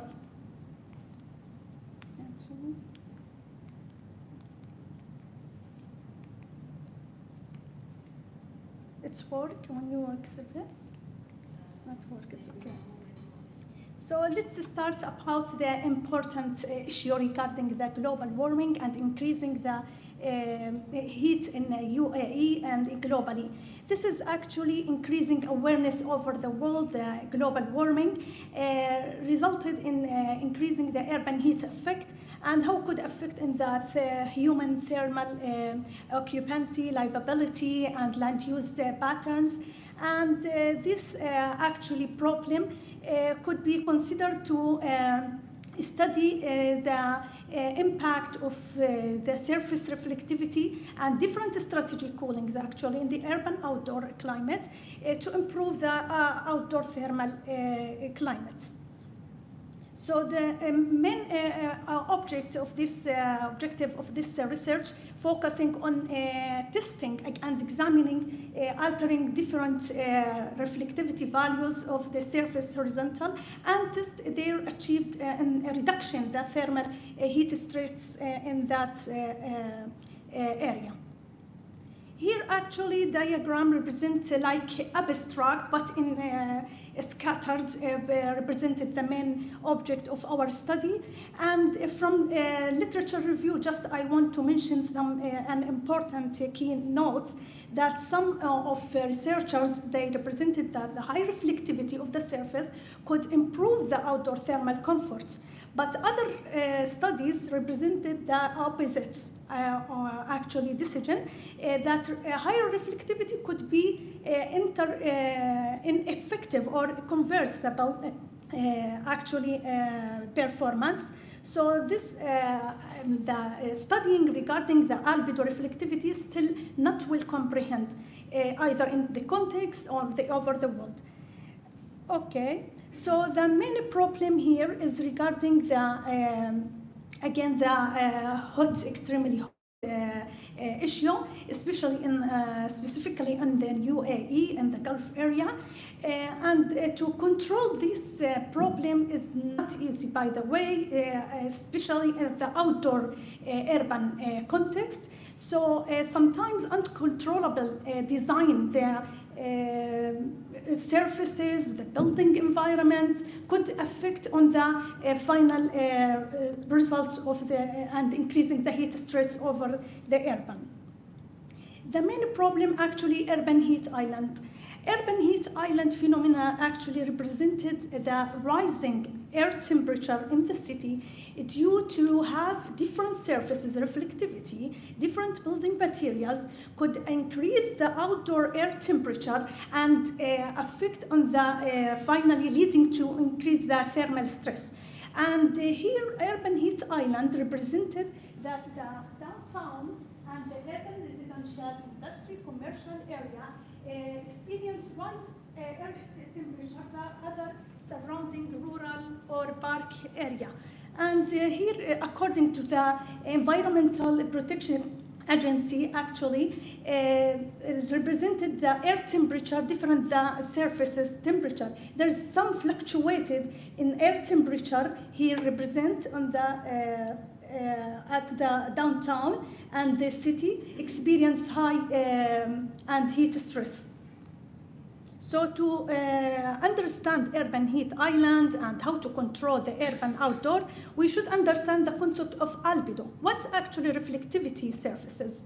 Reflectivity surfaces in the concept actually represent the ratio of reflected the incident area ratio of the reflected short wave to the incident solar radiation expresses from 0 to 1. Actually, here is the typical tables represent the main conventional materials like the asphalt. The range of albedo is from 0.05 to 0.2. That means that the asphalt, like a black body, absorb the most solar radiation while reflect a little or basically perfect absorption. That could be affect on the overall thermal performance of our urban area. We should understand again what's the concept of mean radiant temperature. Actually, I use mean radiant temperature here as key indicator to measure the thermal stress of our project. Mean radiant temperature is a key index in urban thermal to measure the represented the total heat load of the human body due to the exposure of the short wave and long wave. Actually, is a collective of all direction of the short wave and long wave from all the sky and the horizontal vertical surfaces. They divided into the short wave radiation and the long wave radiation. Here in this diagram represented some in some area in certain point, the body could expose to different type of relation, actually reflection and diffuse of the direct solar radiation. When the direct solar radiation exposed to somebody, there is different performance of solar reflection and diffuse long wave from the ground, the wall, and surrounded area. So further understanding of the mean radiant temperature, why we use it mean radiant temperature as to measure the efficiency of the performance albedo. Actually, the complexity of the performance of activity radiation in the outdoor urban area included the either air temperature and the humidity, wind velocity. All these factors cannot be managed easily. So mean radiant temperature high responsive in urban geometry to actually measure and comparison in different design scenarios in urban comfort. Okay. So let's talk about the case study analysis here. Our case study actually located in Dubai in Al Karama district area. Here it's we should represented the main mentions about the climatic analysis, about the heating, diffuse in this urban area. Actually, we can notice here in this diagram from climate consultant that the highest or the greatest temperature is out and up of the comfort area. Actually, this high temperature, while the diffuse actually radiation in July up to 200 watt per watt. This is indicating that this area need engaging or improving the heat stress on the reducing the heat intense heating by using cooling strategy like reflectivity albedo. Here actually more analysis about the wind direction and the location of the site Al Karama district. Actually this is the whole the base of Al Karama area, and we selected one zone block semi-enclosed, and this is represented the sun bath diagram. Sun bath diagram here in summer solstice represented that the altitude angle of the sun is up to 80, which is mean intense heat in this area, and represented the hot of that area. And in the other, in the left pictures, we can see, notice the direction, dominant direction of the wind, and the velocity range from 3 to 6 meters per second could be affect actually in the general performance. Here is actually like video represent the sun bath analysis from the morning till during the day, and different angle of the sun altitude. And in another video here represented the main materials in the site visit, different materials assembled like the common asphalt. This is the first material with the test. And the second material, pavement and interlocking, shining concrete pavement, and other materials in different albedo. So we have 3 masonry brick. So we have different type of materials. Now let's discuss the main methodology here, or the approach we use it to test this project. Actually, we use the ENVIMIT simulation, the software, which is eco-friendly 3D microclimate simulation tools. And we use here the albedo surfaces altering as a cooling strategy to mitigate the heat stress. And the break down into 3 scenarios. Actually, each scenario is sub in a different group, increasing albedo, the first 3 scenarios. And the second group is altering horizontal, increasing albedo with vertical albedo cladding. And the third group changing the aspect ratio, increasing actually aspect ratio, height to width ratio. So let's jump here to the basically simulation workflow via ENVIMIT. Actually, ENVIMIT simulation here is the program we use it to simulate and render the case study, starting from the modeling and then to the ENVI-Guide to assign the general settings, selecting certain day. Actually here we select the hottest day during the July 21. And here is basically the general setting regarding the size and the area of representing, modeling the study area. And we assigned to validate and to confirm our study, we assigned general forcing weather by selecting actually March and changing manually here in the ENVIMIT. The validation here, from this diagram, we can notice actually we selected the 3 blocks, the area 1 semi-enclosed, area 2 semi-open, and fully open the park area, and measuring in a certain time at actually at March, 20 March. And here in the simulation, we assigned the same points we measured, and the calibration and validation proved and confirmed that actually the ENVIMIT is contribute to be calibration and lower than 0.5%, which is actually represent accurate to assess our study. In this, actually, to analyze our study, we should understand the physical properties of our project. As I mentioned previously, this is a project semi-enclosed block residential area located in the Al Karama district. And the model here, location and the size of the grid cell represented in the ENVIMIT 3 by 3 by 3. And here the height is around 40 meters. Regarding the reflectivity, vertical surface cladding of the building is in current state is 0.4, while for proposed scenario is lower, is 0.17. Here again, more details in the our properties of the case study actually refer to the main albedo materials and reflectivity materials of the case study. We can notice the asphalt covered the most percentage of the area. The dark green is around 72%. The albedo is around 0.05, and other materials, pavement, brick road masonry, or shining concrete, as mentioned here in the Google Earth aerial view.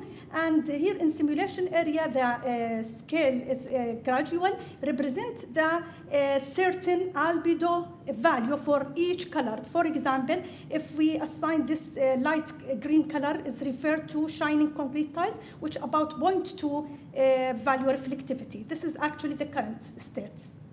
Here is the structure of the methodology to assign different scenarios. Now we created around 12 scenarios, included the best case. The best case actually represented the lower reflectivity albedo surfaces and high reflectivity wall with the concrete.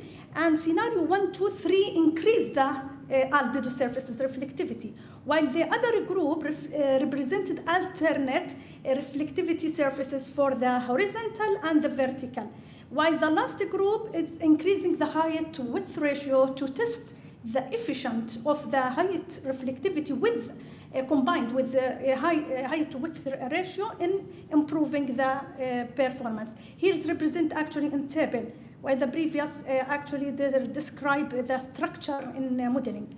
Okay, so simulation results here represented that the model 8, which lower reflectivity of the wall and the ground, and height to width ratio represented the lowest and optimal scenario in compared to the best case and other, while the model 7 with high reflectivity of the surfaces and height to width ratio achieved the highest mean radiant temperature. We can notice also in the table, this table actually represented gradually differentiate compared to the best case.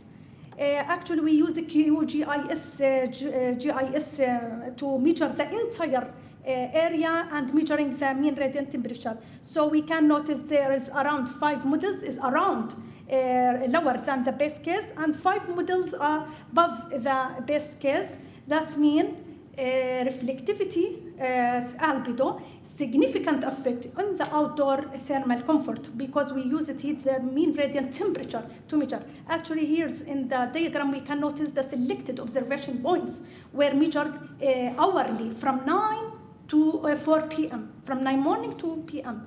And then we calculate the average for each point. B1, 2 till B15. Actually, there is fluctuate and variation. We can notice here in this. Okay, in this actually results. We can notice for each point there is different readings compared to the best case. For example, here we can notice the highest reading compared to the P9. P9 actually located at the center and directly exposed to the sunlight. And in this diagram, actually, we simulated the horizontal, measured mean radiant temperature of the horizontal to be at the height of 1.5 meter. And we can notice a height diffuse radiation in this area around 111. And okay, I will show you this actually video just to show you the changing and from 9 a.m. morning to 4 p.m. in the best case, how this actually mean radiant temperature changed from time to time, and there's differentiate and varieties in different points. Okay, So the analysis represented here, for each scenario, we modeled the cross-sectional in certain point, for example, y-axis 30-30 location, and measure whole scenario to compare the performance of mean radiant temperature at July for the best case and compared to the best case. We can notice the best case represents cool down of mean radiant temperature in compared to other scenario, while this CSO1, 2, 3 represented the higher mean radiant temperature compared to the best case. Once we increase the reflectivity, we can notice here the surfaces for each one in the red shaded. Red shaded refer to above actually 70 degrees Celsius in the mean radiant temperature. Actually, we measured in the hottest month, 21 July in Dubai, which is mean high and temperature. So it's noticeable, the comparison in this section, also in the X section and in the Z section. We talk for each scenario. Keep it for other scenario. As I mentioned, we rendered around 11 models and plus the BC. Here we can notice again that once we increase the height-width ratio and reducing the lower ground represented cool in the surfaces. The optimal performance for model 8, once we increase the height-width ratio and reduce the reflectivity, we can notice there are different performance and represented well. So the conclusion represented that increasing albedo could be ineffective and converse and not actually complying with other literature. That mean could be worsened for heat stress and reduced solar gain. The final results represent that low albedo and reflectivity surface with increasing the height-width ratio could lower mean radiant temperature to 5% reduction, while increasing the high albedo for the scenario M2, once we increase the reflectivity, could recording a 26 increasing percentage rise from the best case. Model 7 actually represented increasing high width ratio and increasing the albedo reflectivity, again represented the worsened scenario where increasing heat stress. So this actually study represented or contributed to responsive design in urban actually field framework. Accuracy modeling could be actually provide a challenge for the conventional perception that always they said higher reflectivity surface improve the outdoor thermal comfort, but our study proved another ineffective results due to interreflection and irradiation in between the building surfaces. Scenario-based analysis could use this actually study as a systematic framework to evaluating climatic sensitive. Performance benchmarking actually represented as the baseline metrics. And here the future research, we confirmed to combine another cooling strategy, as actually we did now actually working in combined another cooling strategy to improve and enhancing the performance in reducing outdoor thermal comfort stress like water body and others. Thank you very much. Okay, any question please? In the study area, was there a pedestrian crossing? Sorry? Pedestrian crossing. Because the mean radiant temperature is as high as 80 degrees. Right? Exactly. If a pedestrian is crossing that interest will be coming on a pedestrian crossing. Anything was there in your study? Yes, thank you, Brigitte. The pedestrian actually included in our study, not only the asphalt surfaces. We studied changing the pedestrian area in surrounding the building and representing lower than asphalt. Basically, because the shaded and enclosure space reduce the interreflection and irradiation in between the different building materials and improve the outdoor thermal comfort and reduce mean radiant temperature. White lines will be definitely having some influence on the radiant temperature. The pedestrian crossing white strips will be there across the road, right? Yeah, enclosed. It's semi-enclosed actually block. Actually, our research study not is only semi-enclosed. We selected the park areas or semi-open and the park area fully open. But in this research paper, only focused in the semi-enclosed and tested different albedo surfaces. Can you go back to the slides? Here. Here, this one. No, the other one. Yeah. Okay. In P4 and P10, the purple line in the base case is suddenly coming down. Can you mention why is that? Like there is a significant drop. Good question, Haura. Yes, you are right. The position of 10 and position of 4, I will show you here why they are significant. Position 10 actually located on the west north direction, while B4 in the east south direction. Their location enclosed in the corner.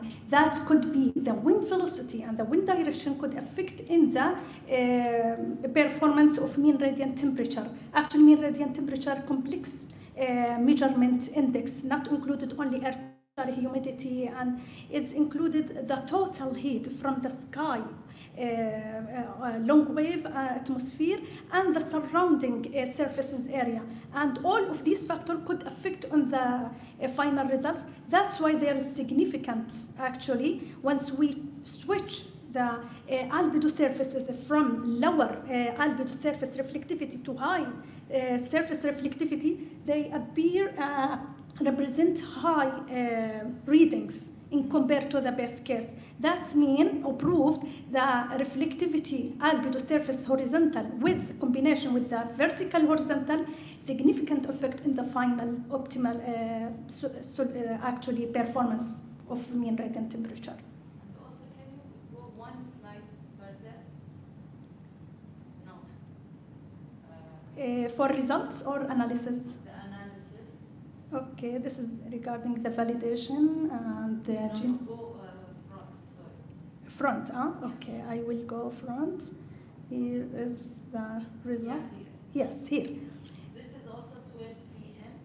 Actually, yes, at 12 p.m. This is the same one that you mentioned? Yeah, this is tested the best case at 21 July.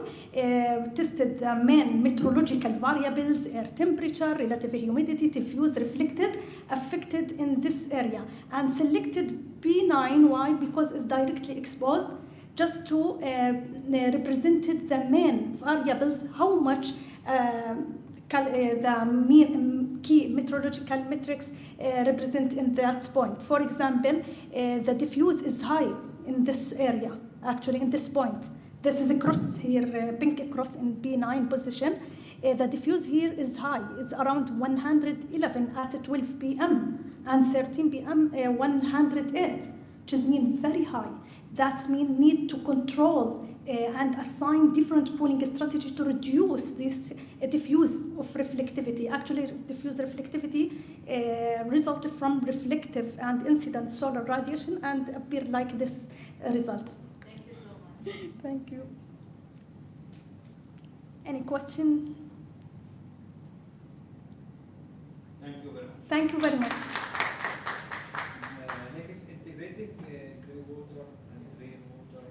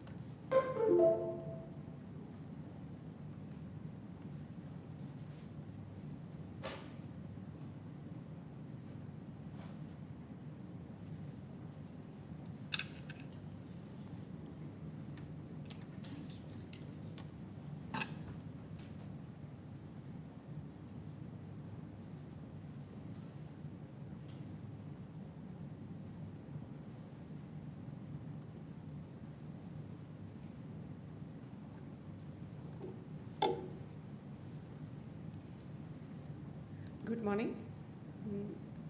I'm Priji, part of Sustainable Built Environment PhD program of British University in Dubai. And I'm presenting here our research paper, Integrating Greywater and Rainwater Systems for Urban Water Sustainability, a case study in Sharjah, co-authored with my tutor, Dr. Fouad Baba.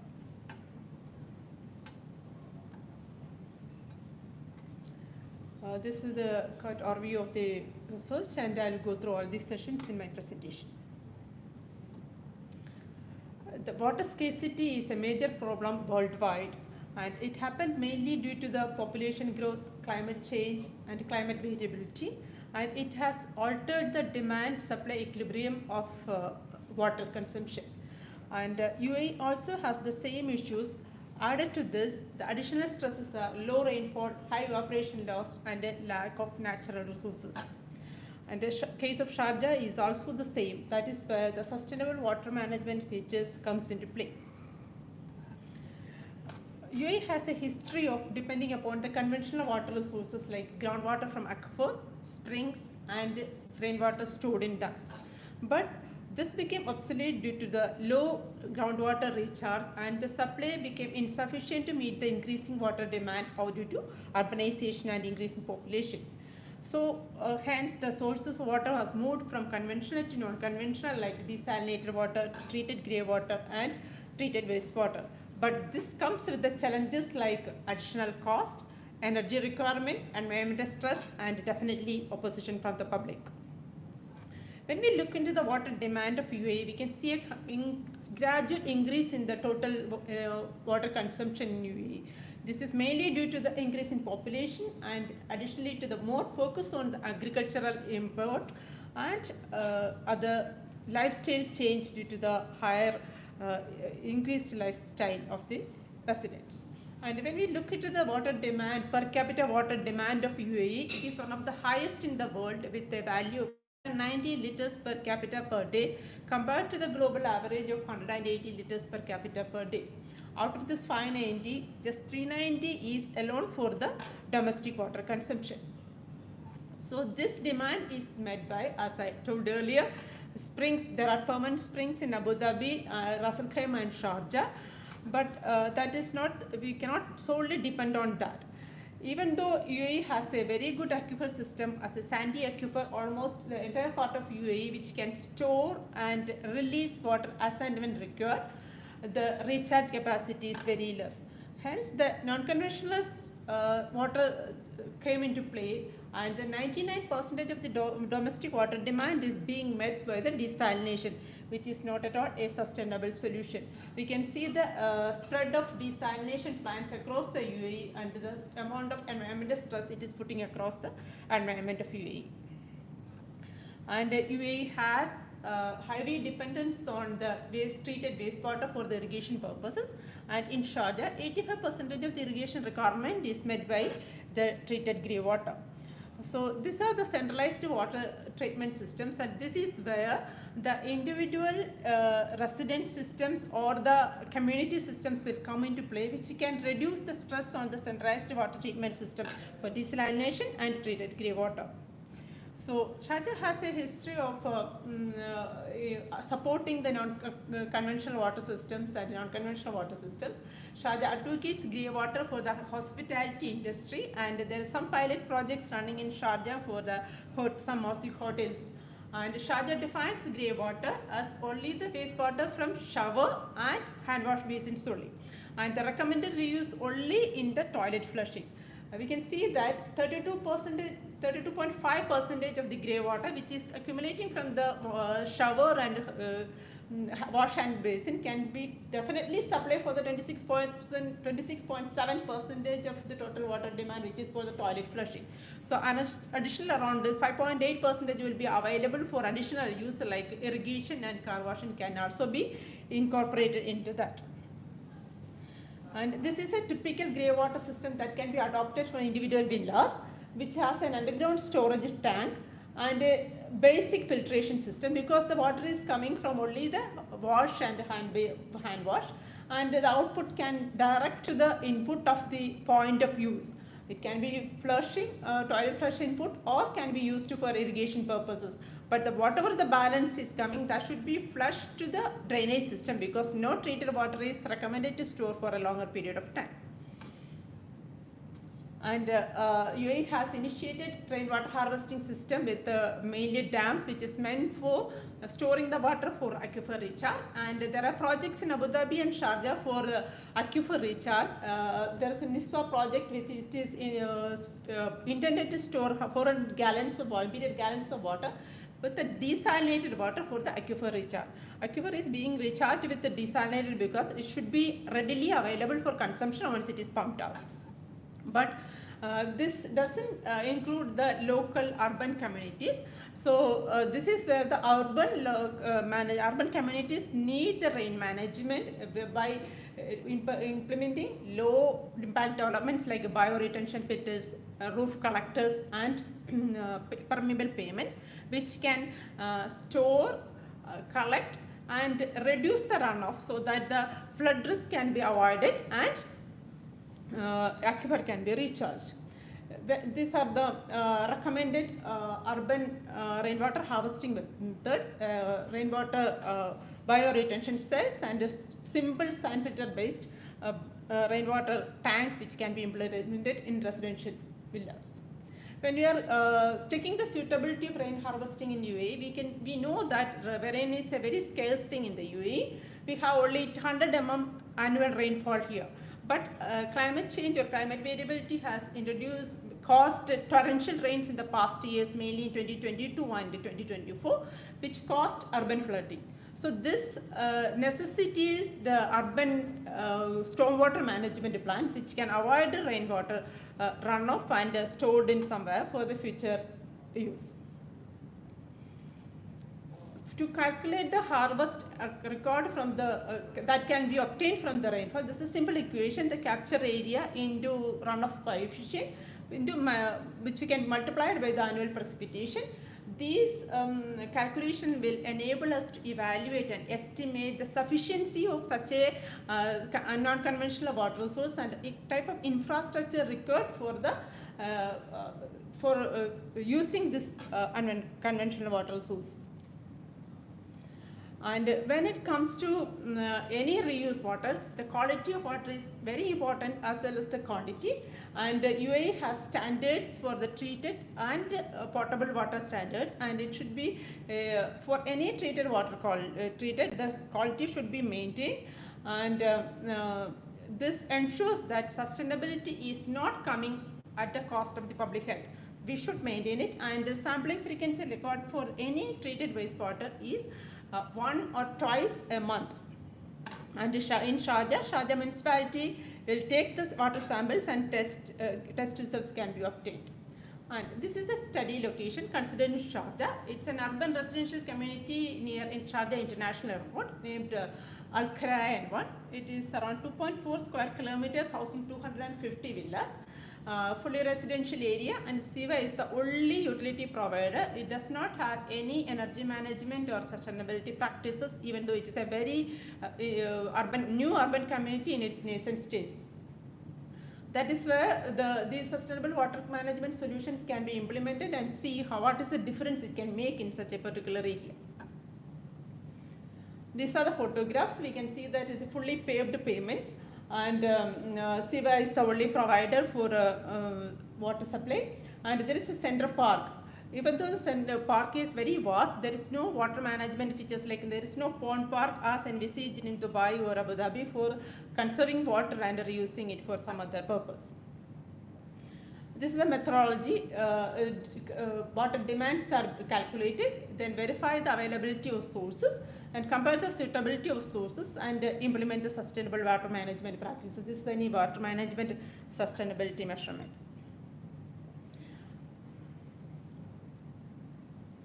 This is the data calculator. The study area is there. There is literature to find out what is the percentage requirement for water from the domestic, how much percentage is used for what, and 390 per water demand is taken from the SIVA bill of a particular villa. They are using for monthly consumption is 70,000 liters per per that bill for 6 persons. So 390 is calculated from that bill, and 100 is allowed for the irrigation purpose, and 490 is the total domestic water demand in the area. And from the literature we can see that 15.8 is the water for bathing, and hand washing is 16.7. As I mentioned earlier, 32.5% is defined as the grey water as per the Sharjah standards, and toilet flushing requires 26.7. So there is a clear saving there that, that this grey water without very less treatment can be reused for toilet flushing and save a considerable amount of desalinated water, and whatever balance is there can be used for the irrigation purposes, and whatever we can collect from the rain also can contribute to the irrigation water demand. So when the complete rain is collected in a direct, it can either be used for the individual residences irrigation or can be directed to a pond which is inside the park and can be used for further purpose of the park irrigation requirement.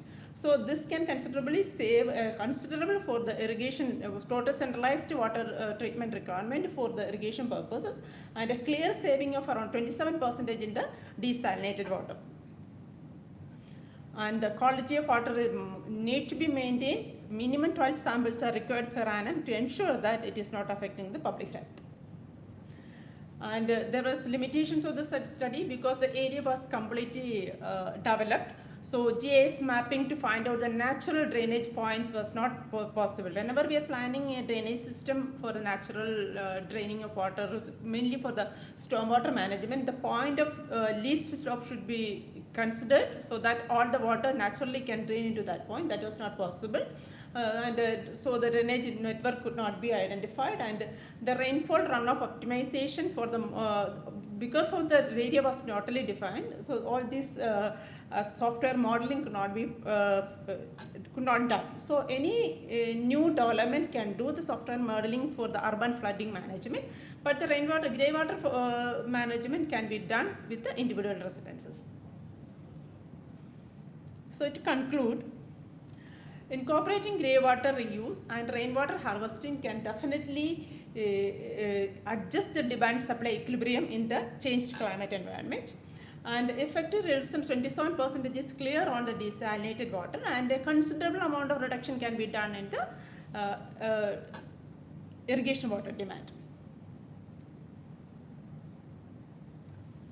And the recommendations are low impact elements like stormwater management, and grey water recycling system is recommended in all the urban communities coming from now onwards, and the policy decisions should be mandatory because energy management is there. We are more concentrating on the sustainability means energy and reduction of emissions, but water sustainability is also a major part because water scarcity is coming up, and in particularly to UAE, the heavy dependence, 99% domestic water demand from the desalination is causing lot of energy and environmental impact in the environment. So policy decisions are mandatory, and water quality monitoring is mandatory wherever the reuse of water is coming into play. That's it. Any questions?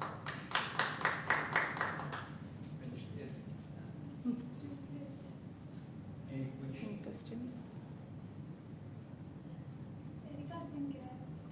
Regarding the grey water saving in the last slides, could Yeah. you mention the saving around, I think, 27%? Yeah. Just I want to ask you.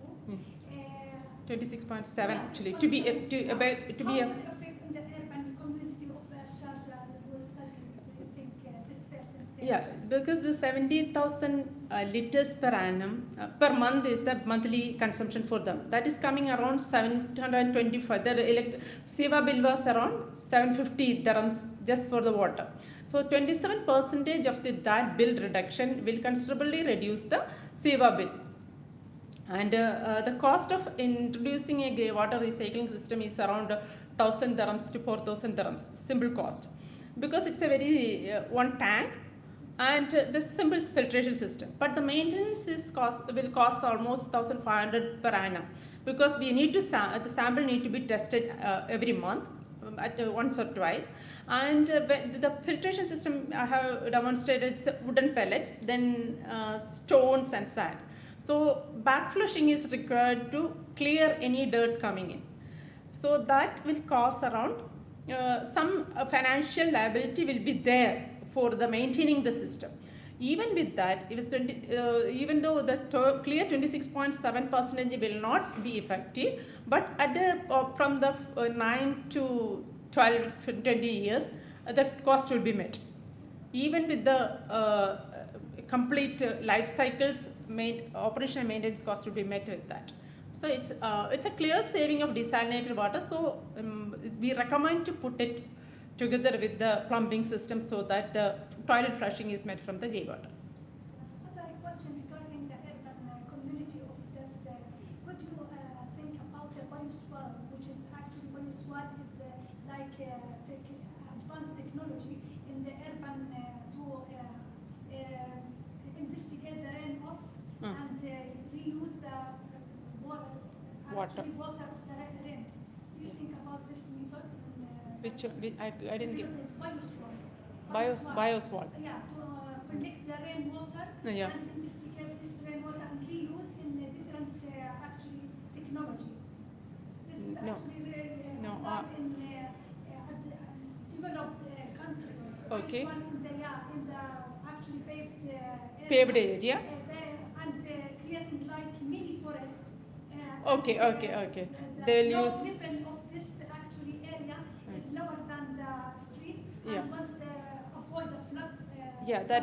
For that only we need that GIS modeling. GIS, that's what I said. The area was totally developed, so we cannot use any GIS modeling to do that. But the natural slope should be identified with the GIS model. It will do the surface, the subsurface data, so that the whatever rainwater is coming will naturally drain to that point. So the park should be around that particular point, and the pond should be developed there, so that the rainwater will naturally drain to that portion.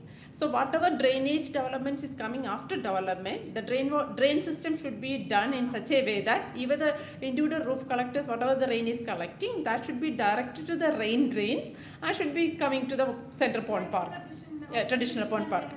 Traditional pond. So for that, the GS modeling of that is required, so that the drainage point need to be identified. So couldn't do that. Thank you. Any more questions? Thank you. Thank you. Last chat. This is the first one.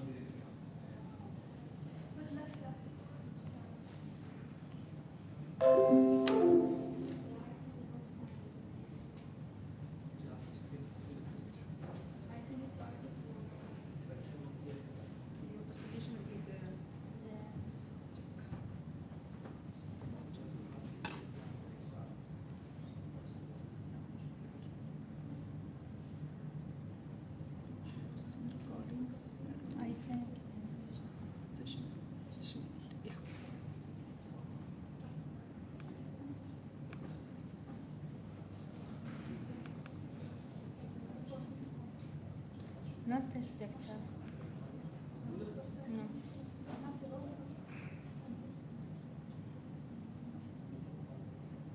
They said, do I have to call them?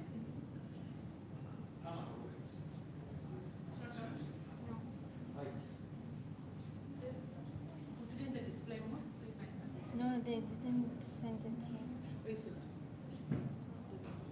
Not there.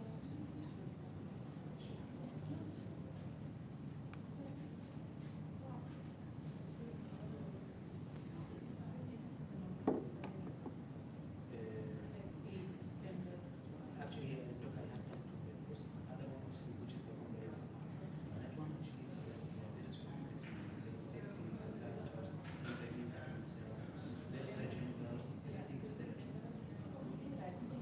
Correct? Yes. No, it's not mandatory to have it. But yeah, it's not mandatory.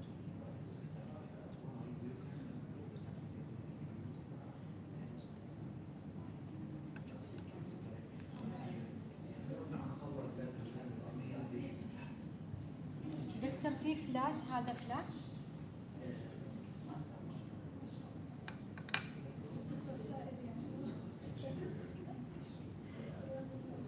Human factors, population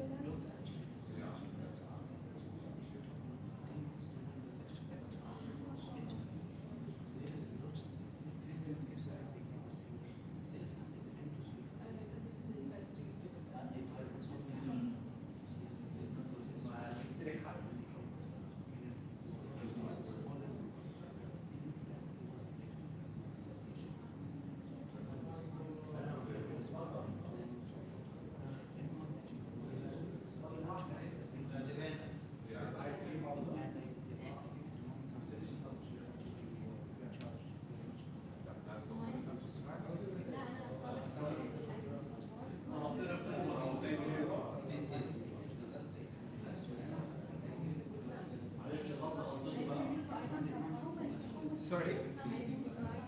Yes, it is. And we have it, but I think for some reason it's not uploaded to the folder. The last one. Should be the last one. ما شاء الله دكتور سريع.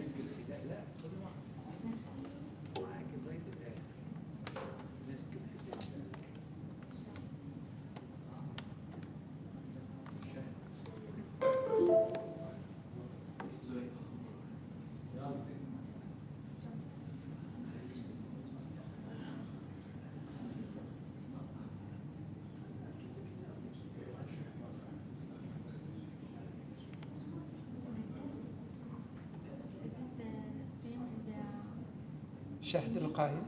Email. I sent it by email now. By email? Yes. So Emails, I you mean updated Yes. version? Okay. I just informed them. Okay. You are. I thought it is not there at all. No, no. Okay. So let me check then. You send it to IT? I just sent it. Okay. Okay. Okay. Now, This is the updated version. So I thought it wasn't there. Just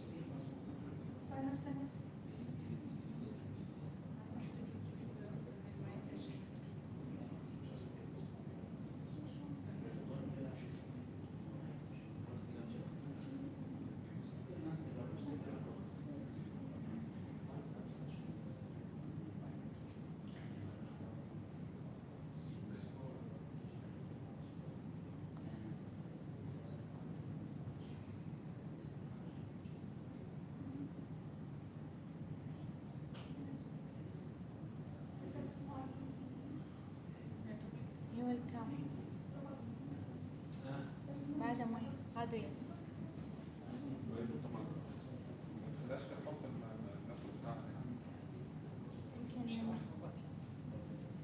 ممكن برضه من الاقتراحات اللي ممكن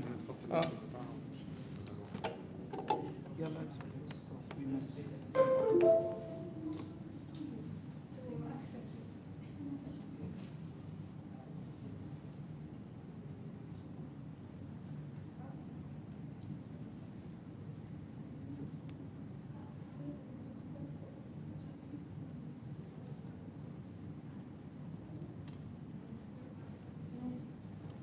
it says from chat something.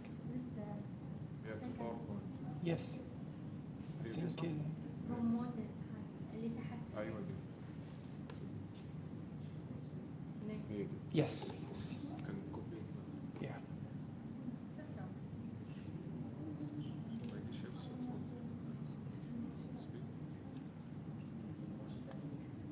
خلاص. حرس حاضر.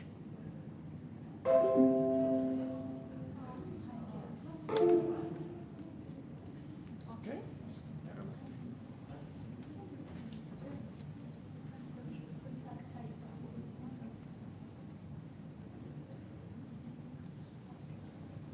So I can start now. Hello everyone, my name is Shahad Abdallah Al-Gaidi and today I will start presenting my presentation. It's about from model to machine, how process-driven digital transformation empower the BBM life cycle. I will go through this agenda from introduction to conclusion. So I will start with the introduction. Now I can say in the introduction that many organizations want to apply and doing the digital transformation in their organization. So in this adapting this accelerating digital change won't be achieved because many of reasons and many organizations they cannot achieve it and they fail to achieve digital transformation because of many reasons, and these reasons can show by over focus on technology, lack of process awareness and mismanagement of workflow and poor alignment with organization context. So in my presentation, I will try to introduce a process-driven digital transformation framework so we can achieve this digital transformation in dynamic workflow and framework so we can achieve it easily and in success way. So the research problem was nowadays many organizations adapt and apply traditional process management approaches and they rely on static modeling and there are many rigid IT infrastructure and isolated empowerment of actors. So these reasons and problems will fail to achieve the digital transformation in the correct way. So it will have lack flexibility and adaptability which are critical in the environment to define and achieve the digital transformation. So in my research, there is a gap. I want to cover it in my research, which is there is a lack of adaptive framework that align process management with realities of digital distribution. This research identified this gap by developing BBM models that are agile, intelligent, and integrated with AI tools to support continuous to achieve this digital transformation. There are many objectives in my research to achieve. The first one is to achieve the methodology and develop a foundational theoretical framework combining the BBM lifecycle, process mining, and the AI techniques to enable sustainable digital transformation. The second objective is to achieve qualitative research using documents analysis about this topic. And the third point is to do a novel contribution to achieve digital transformation and a framework that combine all these technologies together. I have two research questions. The first one, how can process-driven digital transformation, BDDT, supported by business process management? And the second question is, what are the appropriate alternative to traditional BPM logic to dynamic digital transformation environment? So in my research, I will try to answer these questions in the literature review. As you can see here, there are 35%, which is a low percentage, that only of business accomplish their objective related to digital transformation, and this statistic was online. And that why this percentage is low, because of many challenges that the organization faces.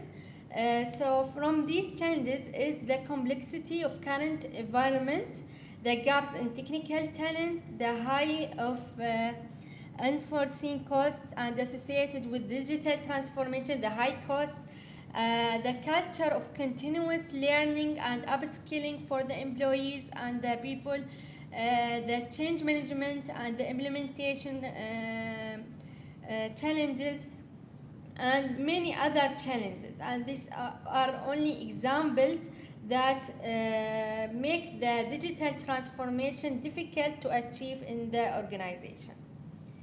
So, I want now to compare between the traditional and the dynamic BPM life cycle in 4 stages. The first one, modeling, then execution, after that the monitoring, and the last is optimization. In the modeling, in the traditional life cycle is not stable and not flexible, but in the dynamic is more flexible. Execution, it's a strict step-by-step execution, but in the dynamic is flexible and more empowered to adapt phase, more flexible. In the monitoring, we do like post-execution KPIs reports in the traditional life cycle. But in the dynamic, we have real-time dashboards and process mining, live data that feed the instant insights. The optimization, there are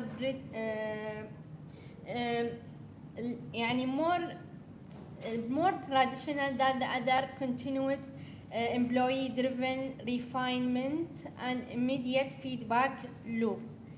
So, here in the literature review also, I want to view how I will bridge the BPM and AI with the process mining. So we want to apply data-driven modeling, agile knowledge architecture, intelligent analytics, and human-centric automation.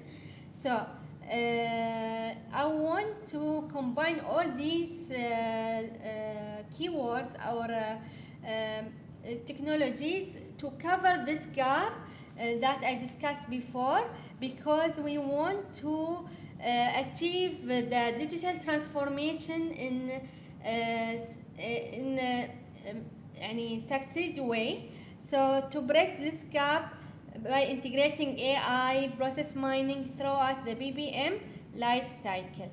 So I will have this framework. I will try to combine all these technologies with the BPM life cycle, and I will discuss each stage now in details, how I will achieve this in my new suggested or proposed framework. Before discussing the detailed framework, so I want to show how I did that. I did in the methodology, I did qualitative documentary analysis, and I select based on publication quality and novelty of the papers and all these details. And I tried to choose the papers with the same BBM life cycle topics and all these. So here is the plan, detailed plan. First, I will show the continuous modeling. The goal here is to improve process awareness and design based on actual performance. I will try to use tools like to analyze the logs from the system and link them to key performance indicators with a business process model, so we can achieve and extract the result from this data, and we will see the gaps and we will try to improve it. So the excellence here, the model can update it in we can see the bottlenecks and we will try to improve it. So we can apply the new technologies and closing the gaps by using this analysis. So we can adapt it with the agile by designing each phase in real-time insights and allowing for adaptive modeling cycles that align with evolving stakeholder needs and all these. So now the next stage is flexible execution and automation. So the goal here is to execute process efficiency and automatically based on actual condition. So we can use here the robotic process automation technique to perform repetitive tasks, and we can improve it by using this tool or this technology. So it will we can use task mining also to analyze user behavior from system interface. So the excellence here is employees are allowed to adapt operational steps based on field live data. The next phase is the real-time monitoring and real-time digital twins. Here we want to reflect an actual performance of process in system in real time. So we will have real-time dashboards that will help us to analyze the data in real time, and we will see the failure time, and we can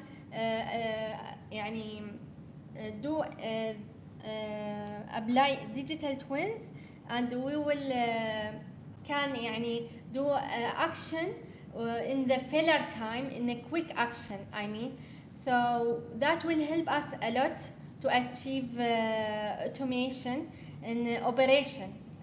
So the excellence here, the immediate decision making and early warning of failure, enhancing business continuity.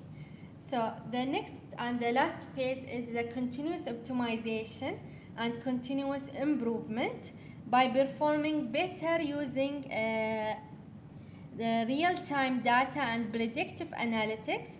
So here predicting risk with algorithm like random forest or other algorithms.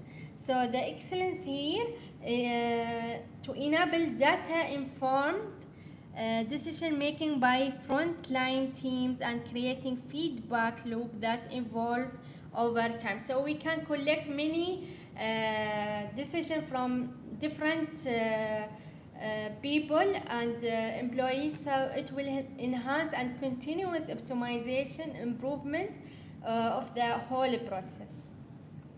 So as summary, I can say I will apply all the phases in the new framework, from modeling to improvement, and I will try to adapt continuous modeling, digital twins, real-time monitoring, end-to-end integration, agile execution, automation, and analysis and continuous optimization in dynamic BBM lifecycle, and we will achieve agility also. So the expected result from this, we will have a light touch process framework, and we will have structure flexibility, and we will have mindful actors. So it will help us to achieve digital transformation in easy way. So we can say that we expect to achieve reduction in process time, and we can see that we will increase decision accuracy rate, and we estimate that 40% of repetitive tasks automated, boosting operational efficiency in fast-moving digital environments. So this is the summary also, the contribution of the study by achieving these 3 points as I reviewed them just now. In the recommendation, we suggest that, or we can say that unify people, process, technology, and continuous feedback loops will help us to achieve this framework and achieve digital transformation in the organization in an easy way. And in conclusion, we can say that BDDT, our new proposed framework, fosters self-improving process that maximize economic and social value by integrating AI-driven analytics across the BBM lifecycle. So if we want to achieve the digital transformation, we have to apply more flexible and dynamic frameworks, because all these together want more dynamic than traditional BBM lifecycle that we use it now in our in the organizations. So thank you for your listening, and if you have any question, you can ask. Thank you very much. Any questions? Can you please just go back to slide number 2, the research problem?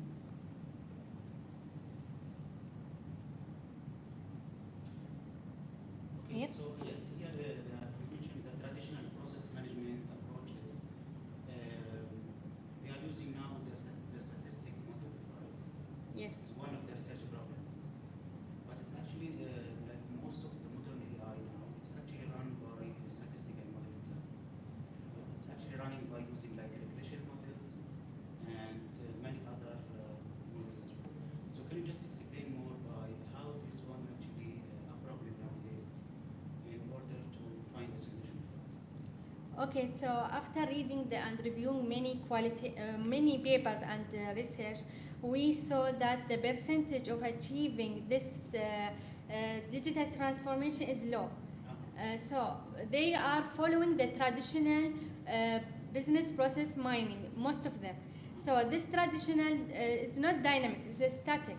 And so we want to suggest in my research to increase this percentage of successful digital transformation in organization by doing a more dynamic and more flexible, by adding new technologies and adding new trends in the framework.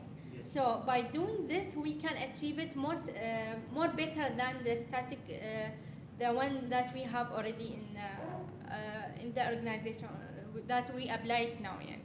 Okay, so now what's the modern process management approaches?